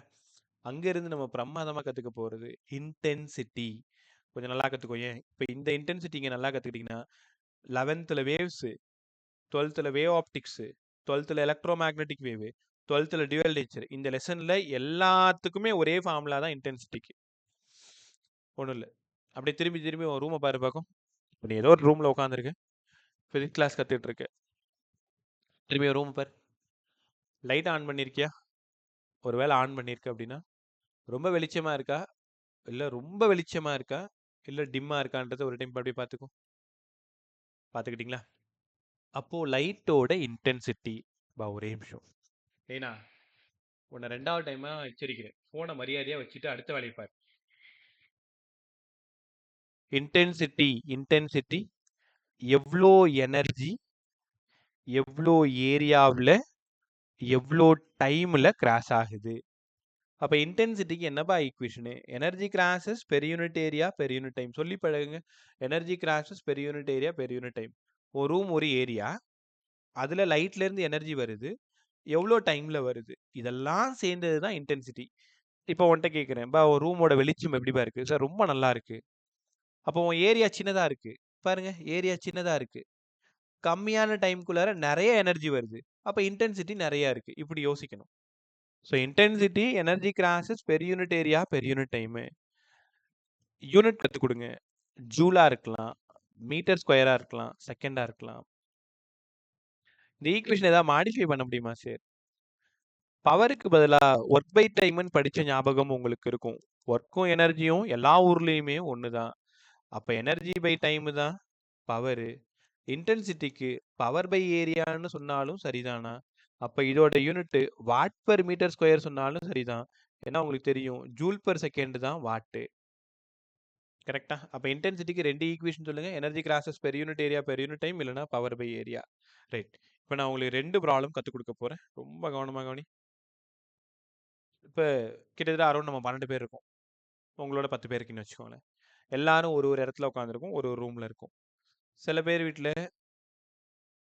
ஸ்பெரிக்கல் ஷேப் பல்பு இருக்குன்னு வச்சுக்கோங்களேன். இருக்கான்னு எனக்கு தெரியல. ஒரு ஸ்பெரிக்கல் ஷேப் பல்பு. இப்போ நம்ம வீட்டில் இங்கே க்ளோ ஆகிட்டு இருக்கிறது 2 டியூப் லைட்டு, என்னையும் சேர்த்து இன்னொரு டியூப் லைட் அங்கே இருக்குது. 2 டியூப் லைட் இங்கே பிரகாசமாக இருக்குன்னு வச்சுக்கோங்களேன். அதனால் வெளிச்சமும் இங்கே ரொம்ப ஜாஸ்தி இருக்குது. 2வது டியூப் லைட் உனக்கு புரிஞ்சிருக்கும். ஃபஸ்ட்டு ஸ்பெரிக்கல், 2வது லீனியர். சரி, இந்த இடத்துல கவனமாக கவனி. உன் கொஷின் பேப்பரில் இந்த லைன் தான் இருக்கும், பாயிண்ட் சோர்ஸ்னு இருக்கும். இங்கே லைன் சோர்ஸ்னு இருக்கும். அவங்க டியூப் லைட்டு, குண்டு பல்பு இப்படிலாம் சொல்ல மாட்டாங்க. ஸ்பெரிக்கல் பல்புலாம் சொல்ல மாட்டாங்க.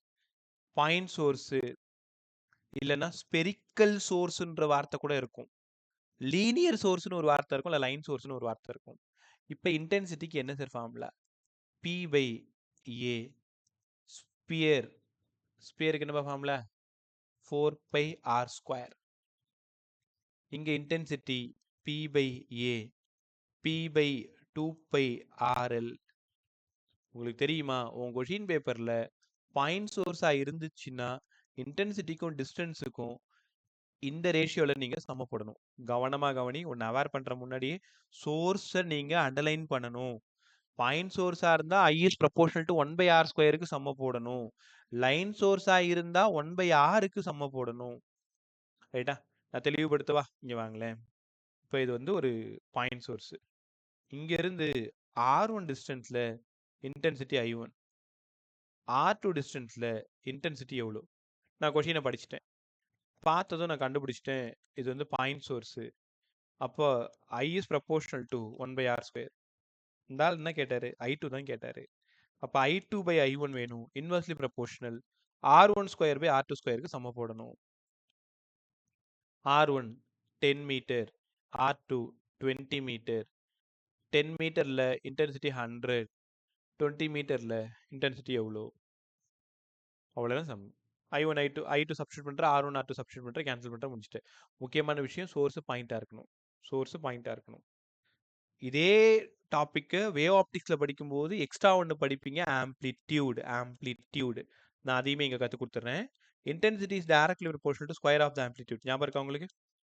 Intensity is directly proportional to square of the amplitude. ஒரே நிமிஷம். ரொம்ப நேரம் அட்டகாசம் பண்ணிட்டு இருக்கு இந்த ஃபோனை வச்சுக்கிட்டு கூட்டிகிட்டு வரேன்.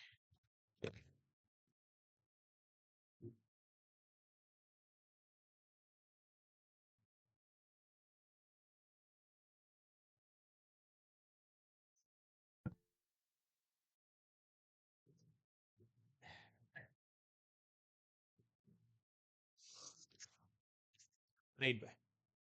So intensity is directly proportional to 1/r square. அப்போ இன்டென்சிட்டிக்கும் ஆம்ப்ளிடியூடுக்கும் டைரக்ட்லி ப்ரொபோர்ஷனல் ஸ்கொயர் இல்லையா? இப்போ என்ன கற்றுக் கொடுத்தேன்? ஆம்ப்ளிடியூட ரிலேஷன் போடுவோமா? கேர்ஃபுல்லாக கவனி, நான் என்ன பண்ணுறேன்னு பார். I is proportional to A square proportional to 1/r square. ஏன்னா ஐக்கும் ஆருக்கு என்ன ரிலேஷன் தெரியும். இதை மட்டும் கூர்ந்து கவனிங்க. அப்போ ஏ இஸ் ப்ரொபோர்ஷனல் டு 1/r பாருங்க. அப்போ உனக்கு இப்போ சொல்ற இப்போ இது இந்த ஏ இஸ் ப்ரொபோர்ஷனல் டு 1/r இங்கே வராது, வேவ் ஆப்டிக்ஸ் லெசன்ல வரும். வேவ் ஃப்ரண்ட்டு பாயிண்ட் சோர்ஸா இருந்தா ஆம்ப்ளிடியூட் ரிலேஷன் சொல்லுங்கன்ட்டு. அங்க வேவ் ஆப்டிக்ஸ்ல கற்றுக் கொடுக்க வேண்டியதை நான் உனக்கு இங்க டியூஎல்ல இதோட ரிலேட்டட்ன்றதுனால இங்கேயே நான் கற்றுக் கொடுக்குறேன். அப்போ என்ன சம் தெரியுமா? ஒரு சோர்ஸ் பாயிண்ட் சோர்ஸ் R1 டிஸ்டன்ஸ்ல ஆம்ப்ளிடியூட் A1, R2 டிஸ்டன்ஸ்ல ஆம்ப்ளிடியூட் என்னவா இருக்கும்? நீங்க முதல்ல point சோர்ஸ்னா I is proportional to 1/r ஸ்கொயர்னு தெரியணும், A is proportional to 1/rன்னு தெரியணும். A2 கேட்டதுனால A2/A1 equal to R1/R2ன்னு கத்துக்கணும். கரெக்டா? அவங்க இன்டென்சிட்டி கேட்குறாங்களா ஆம்ப்ளிடியூட் கேட்குறாங்களா? இந்த லெசனை பொறுத்த வரைக்கும் இன்டென்சிட்டி தான் கேட்பாங்க. வேவ் ஆப்டிக்ஸ் படிக்கும் பொழுதும் வேவ்ஸ் படிக்கும் பொழுதும் ஆம்ப்ளிடியூட் கேட்பாங்க. ஏன்னா அங்கே wave amplitude the maximum displacement is called as amplitude. கரெக்டா? இங்கே எதை கற்றுக்கிட்டீங்களா? இப்போ சோர்ஸ் என்னன்னு கவனமாக கவனிக்கணும். பாயிண்ட் சோர்ஸான்னு பாரு. I is proportional to 1/r square, A is proportional to 1/r. Right? அடுத்தது சார் லைன் சோர்ஸ் கற்றுக் கொடுங்க. சோர்ஸ் லைன் சோர்ஸா இருந்தா, இந்த மாதிரி லைன் சோர்ஸா இருந்தா R1 டிஸ்டன்ஸ்ல இன்டென்சிட்டி I1, R2 டிஸ்டன்ஸ்ல இன்டென்சிட்டி என்னவா இருக்கும் தெரியாது. அப்போ I is proportional to 1/r. Line source இப்போ தான் சொல்லி கொடுத்தேன் 2πRL. இப்போ எனக்கு I2 வேணும் பை I1, அதனால R1/R2. I2/I1 equal to R1/R2 inversely proportional. அப்படியே ஆம்ப்ளிடியூட் சொன்னீங்கன்னா இதுக்கு ரூட் இல்லையா?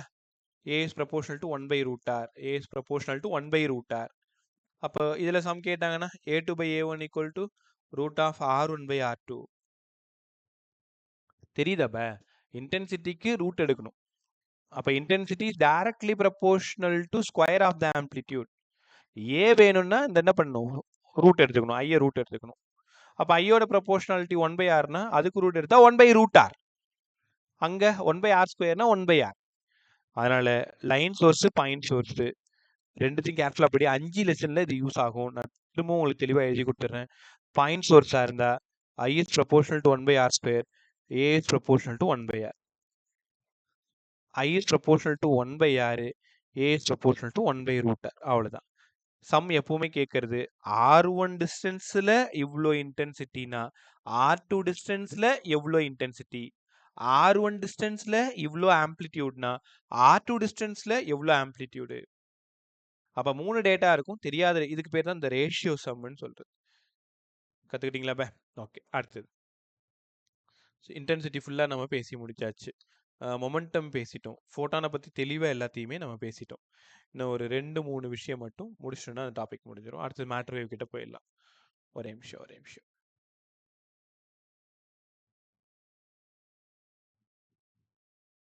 ரைட் பே. சாப்பிடாத அந்த ஆட்கள்லாம் சாப்பிட்டீங்கல்ல? ஓகே. இப்போ 2 ஃபார்முலா மட்டும். Completely reflected surface, completely reflected surface, completely absorbing surface. ஒன்றும் இல்லை, ரொம்ப ஈஸியாக கற்றுக் கொடுத்துட்றேன். இப்போ ஒரு கம்ப்ளீட்லி ரிஃப்ளெக்டிங் சர்ஃபேஸ் இங்கே இருக்கு. பட்டா அப்படியே திரும்பி வந்துடும். நான் 100 ரூபாய் அது மேலே தூக்கி போடுறேன், அப்படியே 100 ரூபாய் என் மேலே அது தூக்கி போட்டுரும். Completely reflected surface. ஒரு ஃபோட்டானா லைட்டு. ஒரு டார்ச் லைட்டை இந்த ரிஃப்ளெக்டட் சர்ஃபேஸ் மேலே ப்ரெஸ் பண்ணுறீங்க, உடனே படுற லைட்டு அப்படியே உங்ககிட்டே திரும்பி வந்துடுது. இதுக்கு பேர் தான் கம்ப்ளீட்லி ரிஃப்ளெக்டட் சர்ஃபேஸ். ஒன்றும் இல்லைங்க, பாரு உன் கண்ணுக்கு முன்னாடி இப்போ எப்படியும் ரூமில் ஒரு வால், உனக்கு நேராக ஒரு வால் தெரியும், ஒரு சுவர் இருக்கும்ல. உன் கையில் ஒரு பால் கொடுத்துட்டேன், அந்த செவத்து மேலே அந்த பால் அடிங்க. ரப்பர் பால். பட்டு அப்படியே உன் கைக்கு திரும்ப வரும். சின்ன பிள்ளை நீங்க விளையாண்டுருப்பீங்க. நீ என்ன ஸ்பீட்ல அடிக்கிறீங்களோ அதே ஸ்பீட்ல உனக்கு திரும்ப வந்துரும். இந்த சம்மு லாஸ் ஆஃப் மோஷன்ல F = dp/dtல உங்களுக்கு கத்து கொடுத்துருக்கு அதுக்கு முன்னாடி. ரைட்டா? இப்போ என்ன அர்த்தம்னா இந்த ஃபோட்டான் இருக்குல்ல, இந்த ஃபோட்டான் வேகமா போயிட்டு இந்த ரிஃப்ளெக்டட் சர்ஃபேஸ்ல மோதி திரும்பி வருது. அப்ப இந்த ரிஃப்ளெக்டட் சர்ஃபேஸ் மேல எவ்வளோ ஃபோர்ஸ் இருக்கும், எவ்வளோ ப்ரெஷர் இருக்கும், எவ்வளோ ஃபோர்ஸ் இருக்கும், எவ்வளோ ப்ரெஷர் இருக்கும். ரைட்டா? ஒன்றும் இல்லை ஃபோர்ஸ் வேணும்னா 2p/c, ப்ரெஷர் வேணும்னா 2i/c. டெரிவேஷன் போர்டுக்கே தேவையில்ல, இங்க போடுறது நமக்கு அவசியமே இல்லை. சோர்ஸு இது பாயிண்ட் சோர்ஸா இருந்தாலும் லைன் சோர்ஸா இருந்தாலும் இந்த சோர்ஸோட பவர் தான் இந்த பி. இப்போ பாருங்க, இந்த பி வந்து பவர், குழப்பிக்காத. இந்த பி வந்து ப்ரெஷர். இப்போ நீங்க ஒரு சேர்ல உட்காந்துட்டு இருப்பீங்க, இல்ல எழுந்து நின்றுட்டு இருப்பீங்க. நீ என்ன பண்ணிட்டு இருக்க? அங்க ஒரு ப்ரெஷர் அப்ளை பண்ணிட்டு இருக்கன்னு அர்த்தம். Force applied per unit area pressure. Force இருந்தா ப்ரெஷர் கண்டிப்பா இருக்கணும், உனக்கு நல்லா தெரியும். அப்ப F = 2p/c. அந்த P power of source 100 watt. இப்போ ஃபோர்ஸ் எவ்வளோ? F × 100, sorry 2 × 100/3 × 10⁸. தெரியுதா? இன்டென்சிட்டி கொடுத்துட்டாங்கன்னா இங்க நீங்க என்ன கண்டுபிடிச்சலாம்? ப்ரெஷர் கொடுத்துடலாம். நல்லா கவனி, ரிஃப்ளெக்டடா இருந்தா இங்க 2 வரும், அப்சார்பிங்கா இருந்தா 2 வராது. கத்துக்கிட்டீங்களா? இப்போ இதே சம்ம உனக்கு டவுட் வரும். இது ஒரு கம்ப்ளீட்லி ரிஃப்ளெக்டட் சர்ஃபேஸ், கரெக்டா? அது நார்மல் லைனு. இந்த ஃபோட்டானு செட்டைன் ஆங்கிள் பட்டு செட்டைன் ஆங்கிள் திரும்பி வருது. இப்போ இந்த ஆங்கிள் தீட்டா அப்படின்னா இதுல எவ்வளவு ஃபோர்ஸ் தெரியுமா ஃபீல் ஆகும்? 2p/cன்னு சொன்னல, கூட ஒரு காஸ் தீட்டா. ப்ரெஷர் 2i/cன்னு சொன்னல, கூட ஒரு காஸ் தீட்டா. நம்மள நான் தீட்டா 0ன்னு கொடுத்துரு, பழைய ஃபார்முலா ஓடியாந்துரு பாருங்க. 2p/c 2i/c. இந்த கொஸ்டினை கேர்ஃபுல்லா படிக்கணும். பேரலா போய் பேரலா வந்தா 2p/c 2i/c. ரைட்டா? அதுவே செட்டைன் ஆங்கிள் பட்டு ரிஃப்ளெக்ட் ஆச்சுன்னா 2p/c cos phi 2i/c cos phi. ஃபையோ தீட்டாவோ அங்க என்ன ஆங்கிளோ அதே தான். இந்த டாபிக்கை ரொம்ப கவனமா படிக்கணும். இதுவும் எங்க இருக்கு? வே ஆப்டிக்ஸ்லயும் இருக்கு, எலக்ட்ரோ மேக்னெட்டிக் வேவ்லயும் இருக்கு. கத்துக்கிட்டீங்களா? அடுத்தது சார், இது வந்து ஒரு completely absorbing surface. Completely absorbing சர்ஃபேஸ்னா என்ன சொல்றது? ஓடி போய் அப்படியே ஒட்டிக்கிறது. இங்க இருந்து ஒரு பால் போகுது, திடீர்னு அந்த வால் என்ன பண்ணுதுன்னா அந்த பாலை முழுங்கிடுதுன்னு வச்சுக்கோங்களேன், உள்ள ஓடி போயிடுது, திருப்பி அது வரவே இல்லை. ஃபோட்டான் போகுது, போனது திரும்பி வரல. அப்படின்னா இங்க force p/c, pressure i/c. Completely ரிஃப்ளெக்டட்னா 2 வரணும், கம்ப்ளீட்லி அப்சார்பிங்னா இந்த 2 வரக்கூடாது. நல்லா கத்துக்கிட்டீங்களா? அவ்வளவுதான். இந்த ஃபோட்டான் டாபிக் ஃபுல்லா முடிஞ்சுது. இன்னொரு முக்கியமான விஷயம் இருக்கு. இந்த போட்டோ எலக்ட்ரிக் எஃபெக்ட் பாருங்களேன். இது உனக்கு ரொம்ப நல்லா புரியும் பாரு. போட்டோ எலக்ட்ரிக் எஃபெக்ட்ல லைட் படுது. சராசரி பசங்க மாதிரி யோசிக்காதீங்க, எக்ஸ்ட்ரானரி பசங்க மாதிரி யோசிங்க. ஃபோட்டான், அதாவது லைட் படுது அப்படின்னா நீ உணரணும், சரி ஃபோட்டான் போயிட்டு அந்த கேத்தோட்ல படுது. யார் வெளியில வரா? எலக்ட்ரான் வெளியில வருது. இப்போ இந்த கொஸ்டினை அனலைஸ் பண்ணும் பொழுது நீங்க என்ன திங்க் பண்ணணும்னா, போட்டோ எலக்ட்ரிக் எஃபெக்ட்ன்றது யாரோ 2 பேருக்கு நடக்கிற பிரச்சனை. ஃபோட்டான் பட்டு எலக்ட்ரான் வருது, ஃபோட்டான் பட்டு எலக்ட்ரான் வருது. அப்போ போட்டோ எலக்ட்ரிக் எஃபெக்ட் யாரு 2 பேரை ரிலேட் பண்ணுதுன்னா, மாஸே இல்லாத ஃபோட்டானையும் மாஸ் இருக்கிற எலக்ட்ரானையும் ரிலேட் பண்ணுது. ஃபோட்டானுக்கும் எலக்ட்ரானுக்குமான இந்த உள்நாட்டு பிரச்சனை தான் போட்டோ எலக்ட்ரிக் எஃபெக்ட். ரைட்டா? இப்போ என் கேள்வி என்ன தெரியுமா? 100 ஃபோட்டான் பட்டா எத்தனை எலக்ட்ரான் வரும்? 500 எலக்ட்ரான் வரணும்னா எத்தனை ஃபோட்டான் படணும்? சார், அது அசால்ட்டா கண்டுபிடிக்கலாம். அதுக்கு பேரு குவாண்டம் எஃபிஷியன்சி. எஃபிஷியன்சின்னு என்ன அர்த்தம்? நான் உன்கிட்ட 100 ரூபா கொடுத்து ஒரு வேலை சொல்றேன், நீ அந்த வேலையை நியாயமா 100 ரூபாய்க்கு செஞ்சிடுற அப்படின்னா உன் எஃபிஷியன்சி 100%. 30 ரூபா மிஸ் பண்ணி 70 ருபீஸ்க்கு தான் வேலை செஞ்சிருக்க, அப்போ உன் எஃபிஷியன்சி 70%. எஃபிஷியன்சி 100% மேல கண்டிப்பா போகாது. அப்போ எஃபிஷியன்சி வேணும்னா நம்பர் ஆஃப் எலக்ட்ரான் வெளியில வருது, நம்பர் ஆஃப் ஃபோட்டான் பட்டுது இன்டூ 100 போட்டிங்கன்னா பர்சன்டேஜ் மாறிடும். நான் சொல்றது எனக்கு புரியுதா? 100 ஃபோட்டான் பட்டு 100 எலக்ட்ரான் வருது. எஃபிஷியன்சி 100%. இப்போ இந்த கொஷின்ல number of photon 1000, efficiency 80%, find the number of electron. அழகா சொல்லிடுங்க 800 சார். கரெக்ட் தானே? நம்பர் ஆஃப் ஃபோட்டான் 1000 ஃபோட்டான் படுது, எஃபிஷியன்சி 80%. அப்போ எஃபிஷியன்சி 80%னா 20% அது வேலை செய்யலைன்னு அர்த்தம். 80% ரிலீஸ் பண்ணுதுன்னா நம்பர் ஆஃப் எலக்ட்ரான் 800 தான் வெளில வரும். கற்றுக்கிட்டீங்களா? சாரிப்பா. அப்போ இந்த ஃபார்முலால சம் கேட்பாங்க, படிச்சுக்கோங்க.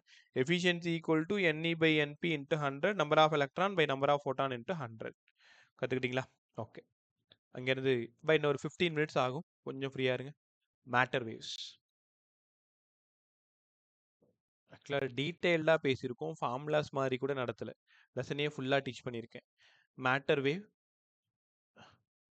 ஓகே, ஏற்கனவே சொன்னது தான். Electron it has a mass, proton, deuteron, alpha particle, இதெல்லாம் மாஸ் இருக்கிற ஒரு பாடி. ஏற்கனவே இந்த கதை உங்களுக்கு தெரியும். இப்போ நிறைய சினிமாக்களில் துப்பாக்கியால் சுடும் பொழுது ஸோ புல்லட் ஃபாஸ்ட்டாக முன்னாடி போயிட்டு இருக்கும், அந்த புல்லட்டுக்கு பின்னாடி ஒரு வேவ் போகிற மாதிரி காமிச்சிருப்பாங்க. நீங்கள் எந்த படம் வேணாலும் பாருங்கள், இந்த ஸ்லோ மோஷனில் வந்து புல்லட் ட்ராவல் ஆகிற படம். சுட்டதும் செத்து போயிடுறாங்க, நான் அதை சொல்லலை. இப்போ அந்த நிறைய சினிமாக்களில் அந்த புல்லட் ட்ராவல் ஆகிறத கூட காட்டுவாங்க, பார்த்துருக்கீங்களா? ஸோ அந்த காலகட்டங்களில் பின்னாடி வந்து ஒரு வேவ் போகிற மாதிரி தெரியும்.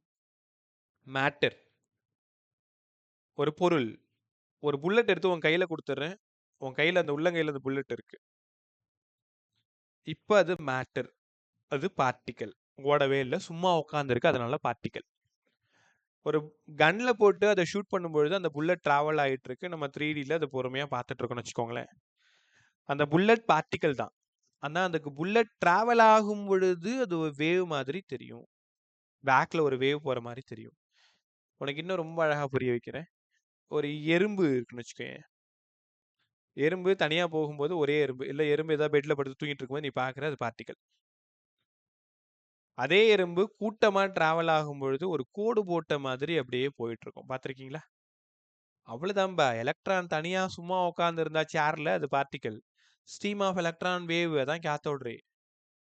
ஸ்ட்ரீம் ஆஃப் எலக்ட்ரான், எலக்ட்ரான் ஓடுது பார்த்தீங்களா, அப்படியே அது வேவா தெரியும். அப்போ matter it has a dual character.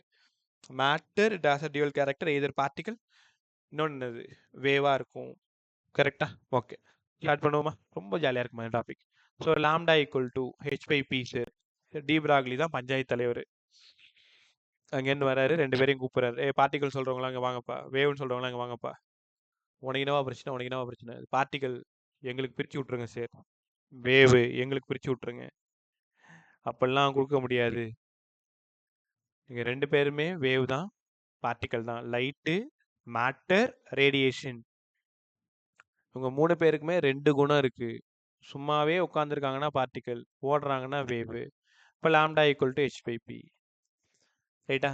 இதில் சம் எப்படி ஹேண்டில் பண்ணணும்னா அது ஒரு திறமை. டைரக்ட்லி ப்ரொபோர்ஷனலாக, இன்வெர்ஸ்லி ப்ரொபோர்ஷனலாக கிராஃப் எப்படி ட்ரா பண்ணணும். இப்போ ஒரு 4 ஈக்குவேஷன் எழுத போகிறேன், 4த்துக்கும் கிராஃப் ட்ரா பண்ண போகிறேன். கண்டுபிடிக்க போகிறது நீங்கள் தான் கண்டுபிடிக்க போகிறீங்க. ஹெச் கான்ஸ்டன்ட்டை விட்டுரு, லாம்டாவுக்கும் பீக்கும் என்னடா பிரச்சனை?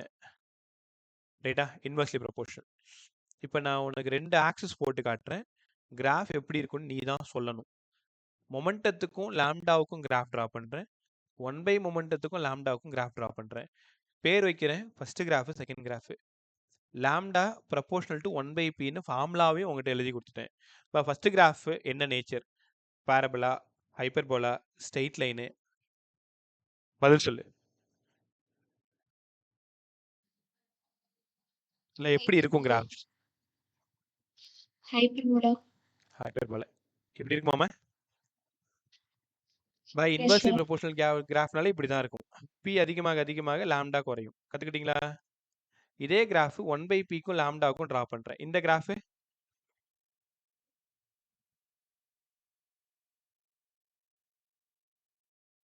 இந்த கிராஃப் Straight line. அவ்வளோதான். இப்போ என்ன சிக்கல்னா, நீ நல்லா படிச்சுட்டு போயிருப்ப. எக்ஸாம் ஹால்ல உட்கார்ந்திருக்கும்போது, the graph between lambda and reciprocal of momentumனு ஒரு வார்த்தை குடுத்திருப்பான். Lambda and reciprocal of momentum. நீ அந்த இடத்துல டக்குன்னு ஸ்ட்ரைக் ஆகாது. ரெசிப்ரோக்கல் ஆஃப் மொமெண்டம்னா நீ வெறும் அதை கவனிக்காம லாம்டாவுக்கும் பீக்கும் அப்போ இன்வெர்ஸ்லி ப்ரொபோர்ஷனல் இந்த கிராஃபை டிக் பண்ணுவேன். அவன் தெளிவா சொல்லியிருக்கான், லாம்டாவுக்கும் ரெசிப்ரோக்கல் ஆஃப் மொமெண்டத்துக்கும் ப்ரொபோர்ஷனல் டு 1/p. அப்போ ஸ்ட்ரெயிட் லைனு. இந்த தப்பை பண்ணிட மாட்டேன்ல. நான் போய் சொல்ற மாதிரி இருந்தா நீ ப்ரீவியஸ் கொஸ்டின் எடுத்து அனலைஸ் பண்ணு. பீக்கு பதிலாக 1/pக்கு கிராஃப் கேட்டிருப்பாங்க, பார்த்துருப்பீங்க. 8 கிராஃப் போட்டு காமிச்சிருப்போம் நோட்ஸில். பாரு அப்படி. அடுத்தது செகண்ட் கிராஃப் கற்றுக்கலாமா? அவ்வளோதான். இந்த 8 கிராஃப் முடிஞ்சால் நீங்கள் போயிடலாம். Lambda equal to H by பீக்கு பதிலாக m v. H constant, M constant. Lambda is proportional to 1/v. The graph is drawn between velocity and wavelength. The graph is drawn between reciprocal of velocity and wavelength. உனக்கு புரிஞ்சதுனால நானே ஃபாஸ்ட்டாக போயிடுறேன். Inversely proportional graph become straight line. சூப்பரா. அடுத்தது மூணாவது equation. Lambda equal to H by பின்னு எங்களுக்கு தெரியும், ஹெச் பை எம்இன்னு கூட தெரியும், H by root of 2me. இது எங்க இருந்து சார் வந்துச்சு? உங்களுக்கு தெரியுமா? Kinetic energy. நான் ஈன்னு எடுத்துக்கிறேன், எம்மால மல்டிப்ளை பண்ணி எம்மால டிவைட் பண்றேன். இவனை பார்த்தா பி ஸ்கொயர் மாதிரி இருக்கு சார். அப்போ கைனடிக் எனர்ஜிக்கு மொமெண்டம் ஸ்கொயர் பை 2mனு ஒரு ஃபார்முலா இருக்கு. மொமெண்டம் வேணும்னா root of 2me. Momentum root of 2mv 2me. அப்படியே இந்த ஈக்குவேஷன் எல்லாம் உங்களோட விரல் நுனியில் இருக்கணும். பேனா வழியாக ட்ராவல் ஆகி டக்கு டக்குன்னு அந்த பேப்பரில் கொட்டணும். தெரியுதா? போய் எங்கேயாவது வச்சு தேடிட்டு இருக்கக்கூடாது. Lambda equal to H by root of 2me. H constant, 2 constant, M constant. அப்போ லாம்டாவுக்கும் ஈக்கும் என்னடா சம்பந்தம்? 1/√t. கரெக்டா? பா இதில் ப்ராப்ளம் கேட்கலாம். வழக்கம் போல் நம்ம ப்ராப்ளம் தான் இது. லாம்டா போய் 2/λ1 ஈக்குவல் டு E2/E1 இந்த சம்மு. கிராஃப் ட்ரா பண்ணி காமிங்க சார். ரூட் ஈக்கும் லாம்டாவுக்கும் கிராஃப் ட்ரா பண்ணுறேன், இன்வெர்ஸ்லி ப்ரொபோர்ஷனல். ரைட்டா? 1/√tக்கும் லாம்டாவுக்கும் கிராஃப் ட்ரா பண்ணுறேன், ஸ்ட்ரெயிட் லைன். கற்றுக்கிட்டீங்களா? 3 ஈக்குவேஷன் பேசியிருக்கேன். 4வது equation. Lambda equal to H by P first, H by M V second, H by root of 2me third. கொஞ்ச நேரத்துக்கு முன்னாடி கைனடிக் எனர்ஜிக்கு பதிலாக இவி நாட்டுன்னு எங்கே படிச்சிங்க? ஸ்டாப்பிங் பொட்டென்ஷியலை படிச்சிங்க. அந்த இ தான் இங்கே எனர்ஜி, கைனடிக் எனர்ஜி. அப்போது ரூட் ஆஃப் 2mev. இருக்கிறதுலேயே இந்த 4வது ஈக்குவேஷன் தான் அவ்வளோ இம்பார்ட்டன்ட். அப்படியே அதை முறைச்சி பார்த்து படிச்சுக்கோங்க.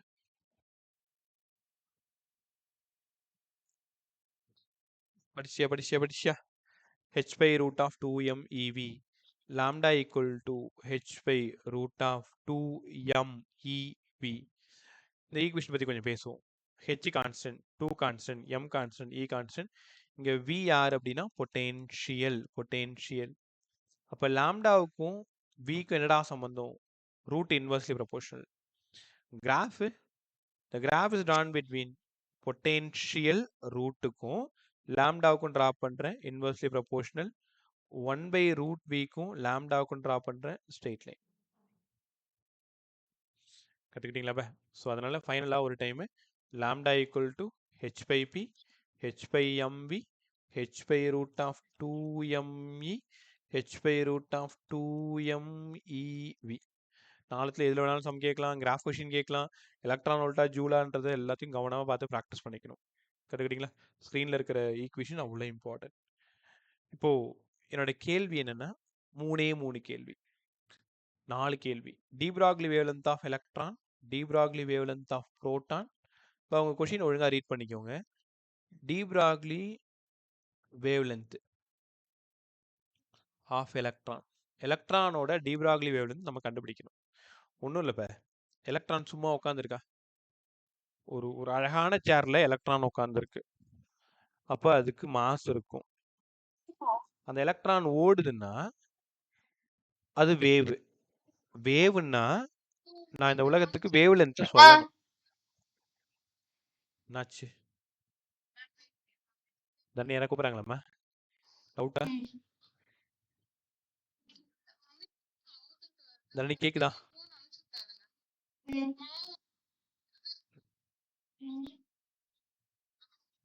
தரணி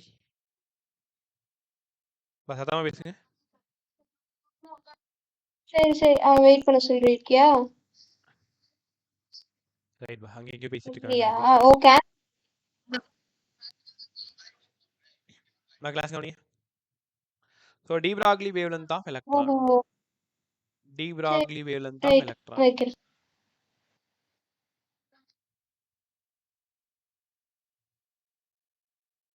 ஒரு நிமிஷம். தண்ணி முடிச்சியம்மா, மைக் ஆஃப் பண்ணிக்க.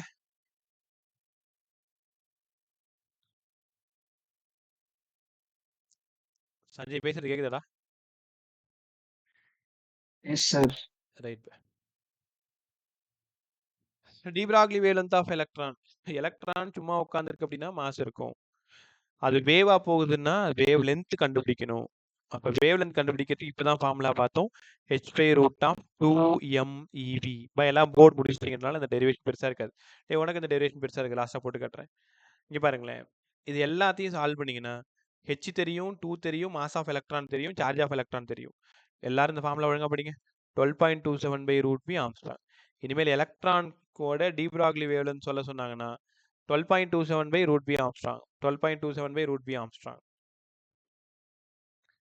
கொஷின்ல பொட்டென்ஷியல் 100 வோல்ட்டா இருக்கும் பொழுது டி பிராக்லி வேவ்லென்த் என்னவா இருக்கும்? 1.227 ஆம்ஸ்ட்ராங்கா இருக்கும்.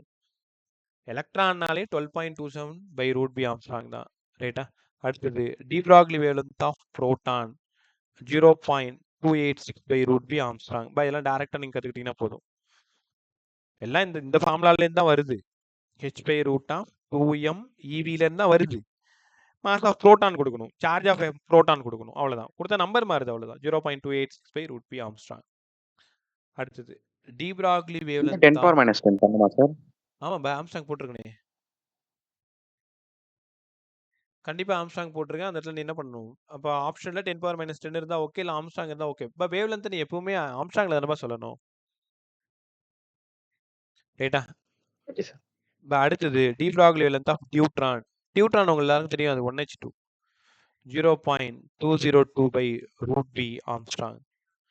அடுத்தது டி பிராக்லி வேவ்லென்த் ஆஃப் ஆல்ஃபான்னா வேற யாரும் இல்லை, ஹீலியம். 0.101/√v Armstrong. இந்த 4 சம் தான் கேட்பாங்க. நீங்க கொஸ்டின் ஒழுங்கா ரீட் பண்ணணும். எனக்கு தெரிஞ்சு அதிகமா எலக்ட்ரான் தான் கேட்பாங்க. பொட்டென்ஷியல் டிஃபரன்ஸ் கொடுத்துருவாங்க. De Broglie wavelength of electron, de Broglie wavelength of proton, alpha, deuteron, எல்லாத்துக்கும் இந்த வி வேல்யூ கொடுத்துருவாங்க. ரூட் எடுக்கிற மாதிரி தான் கொடுப்பாங்க. ஆக்சுவலா இந்த ப்ராப்ளத்தை நம்ம புத்திசாலித்தனமா என்ன பண்ணி வச்சிருக்கோம், இதுல எல்லா கான்ஸ்டன்ட்டையும் சப்ஸ்டியூட் பண்ணி வேரியபிள் டேர்ம் மட்டும் தனியா வச்சிருக்கோம். நம்ம இல்ல, பேப்பர்ல அப்படித்தான் இருக்கும். h/√2mEV. ரைட்டா? ஸோ நீ கஷ்டப்படக்கூடாதுன்றதுக்காக 4த்துக்கும் நம்பர் போட்டு வச்சாச்சு. 12.27, 0.286, 0.202, 101. முதல்ல இது ரெண்டும் வரும்போது குழப்பம் வரக்கூடாது. டியூட்ரான் 2, 202, ஆல்ஃபா அதுல பாதி 101. ஏன்னா மாஸ் கீழே இருக்கு, டினாமினேட்ல மாஸ் இருக்கிறதுனால 2ஆல டிவைட் ஆயிடும். அப்ப 0.101 ஆம்ஸ்ட்ராங்/√v. கத்துக்கிட்டீங்களா? இப்போ இதெல்லாம் சார்ஜ் பார்ட்டிகல்லாம் ஒத்துக்கிறீங்களா? இன்னொரு 5 நிமிஷம். De Broglie wavelength of electron, proton, deuteron, alpha இவங்க எல்லாரும் சார்ஜ்டு பார்ட்டிகல். இதே அன்சார்ஜ்டுனா யாருங்க sir? Electron, sorry neutron. De Broglie wavelength of uncharged particle யார் தெரியுமா? நியூட்ரானுக்கு சார்ஜ் இல்லைன்னு உங்களுக்கு தெரியும். அப்ப அதோட டி பிராக்லி வேவ்லென்த் லாம்டா.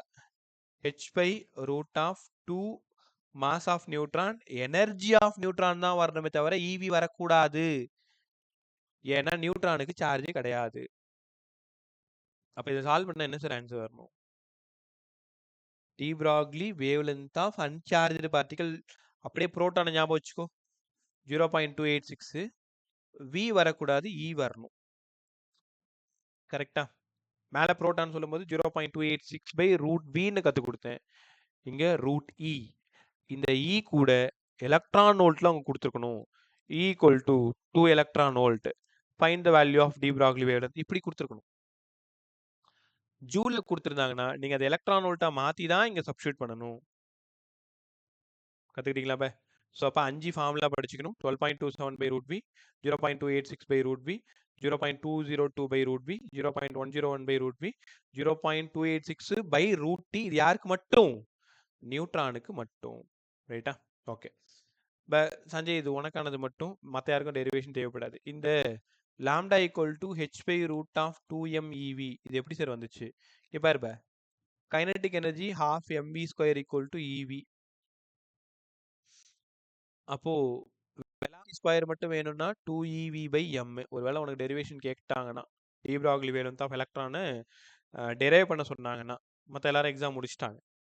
நமக்கு டேரெக்டாக H by root of 2mv மட்டும் தெரிஞ்சால் போதும். எக்ஸாம் பசங்க மட்டும். இதில் v மட்டும் வேணும்னா, வெலாசிட்டி மட்டும் வேணும்னா root of 2EV by m. லாம்டாவுக்கு பதிலாக H by B, H by mv, v இருக்க வேண்டிய இடத்துல தான் இவனை எழுதுற 2v பை m. எம் தூக்கி உள்ள போட்டுரு. ரூட்டுக்குள்ள போனா அவன் m ஸ்கொயரா மாறிடுவான்ல. mm போயிடுச்சு. h by root of 2mEV. உனக்கு டி ப்ராக்லி வேலன்த் ஆஃப் எலக்ட்ரானை டெரைவ் பண்ண சொன்னாங்கன்னா அப்படியே இதை மட்டும் ஞாபகம் வச்சுக்கோ. half mv square equal EV மட்டும் ஞாபகம் வச்சு டெரைவ் பண்ணுறது.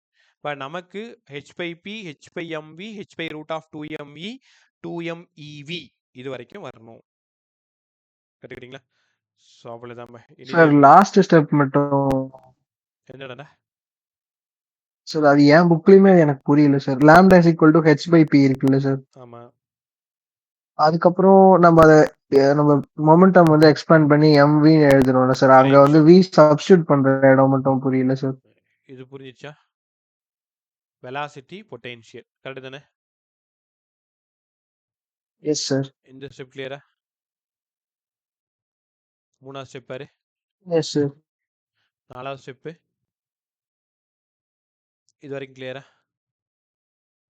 Okay sir. விக்கு பதிலா சார். இவனை உட்கார வச்சிரு. 2EV by m. இது வரைக்கும் கிளியரா?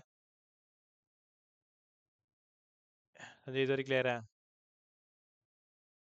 இப்போ அந்த m உள்ள போனா என்ன ஆகும்? Yes sir. ரூட்குள்ள போனா என்ன ஆகும்? ஸ்கொயரா மாறுமா?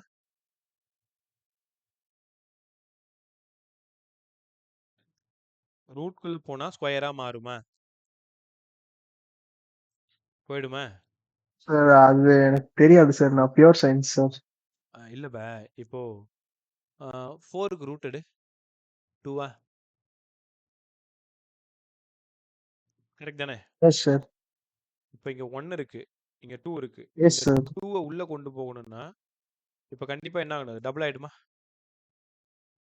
ரூட்ல இருந்து வெளியில எடுத்தா பாதி ஆகும். Okay sir. ரூட்டுக்குள்ள போனா டபுள் ஆகும். வெறும் m உள்ள போனா m ஸ்கொயர் ஆகும். அதுக்கு ரூட் ஓகே எடுத்தா சார். m ஆகும். ரிவர்ஸ், வேற ஒண்ணும் இல்ல. கத்துக்கிட்டியா? Okay sir.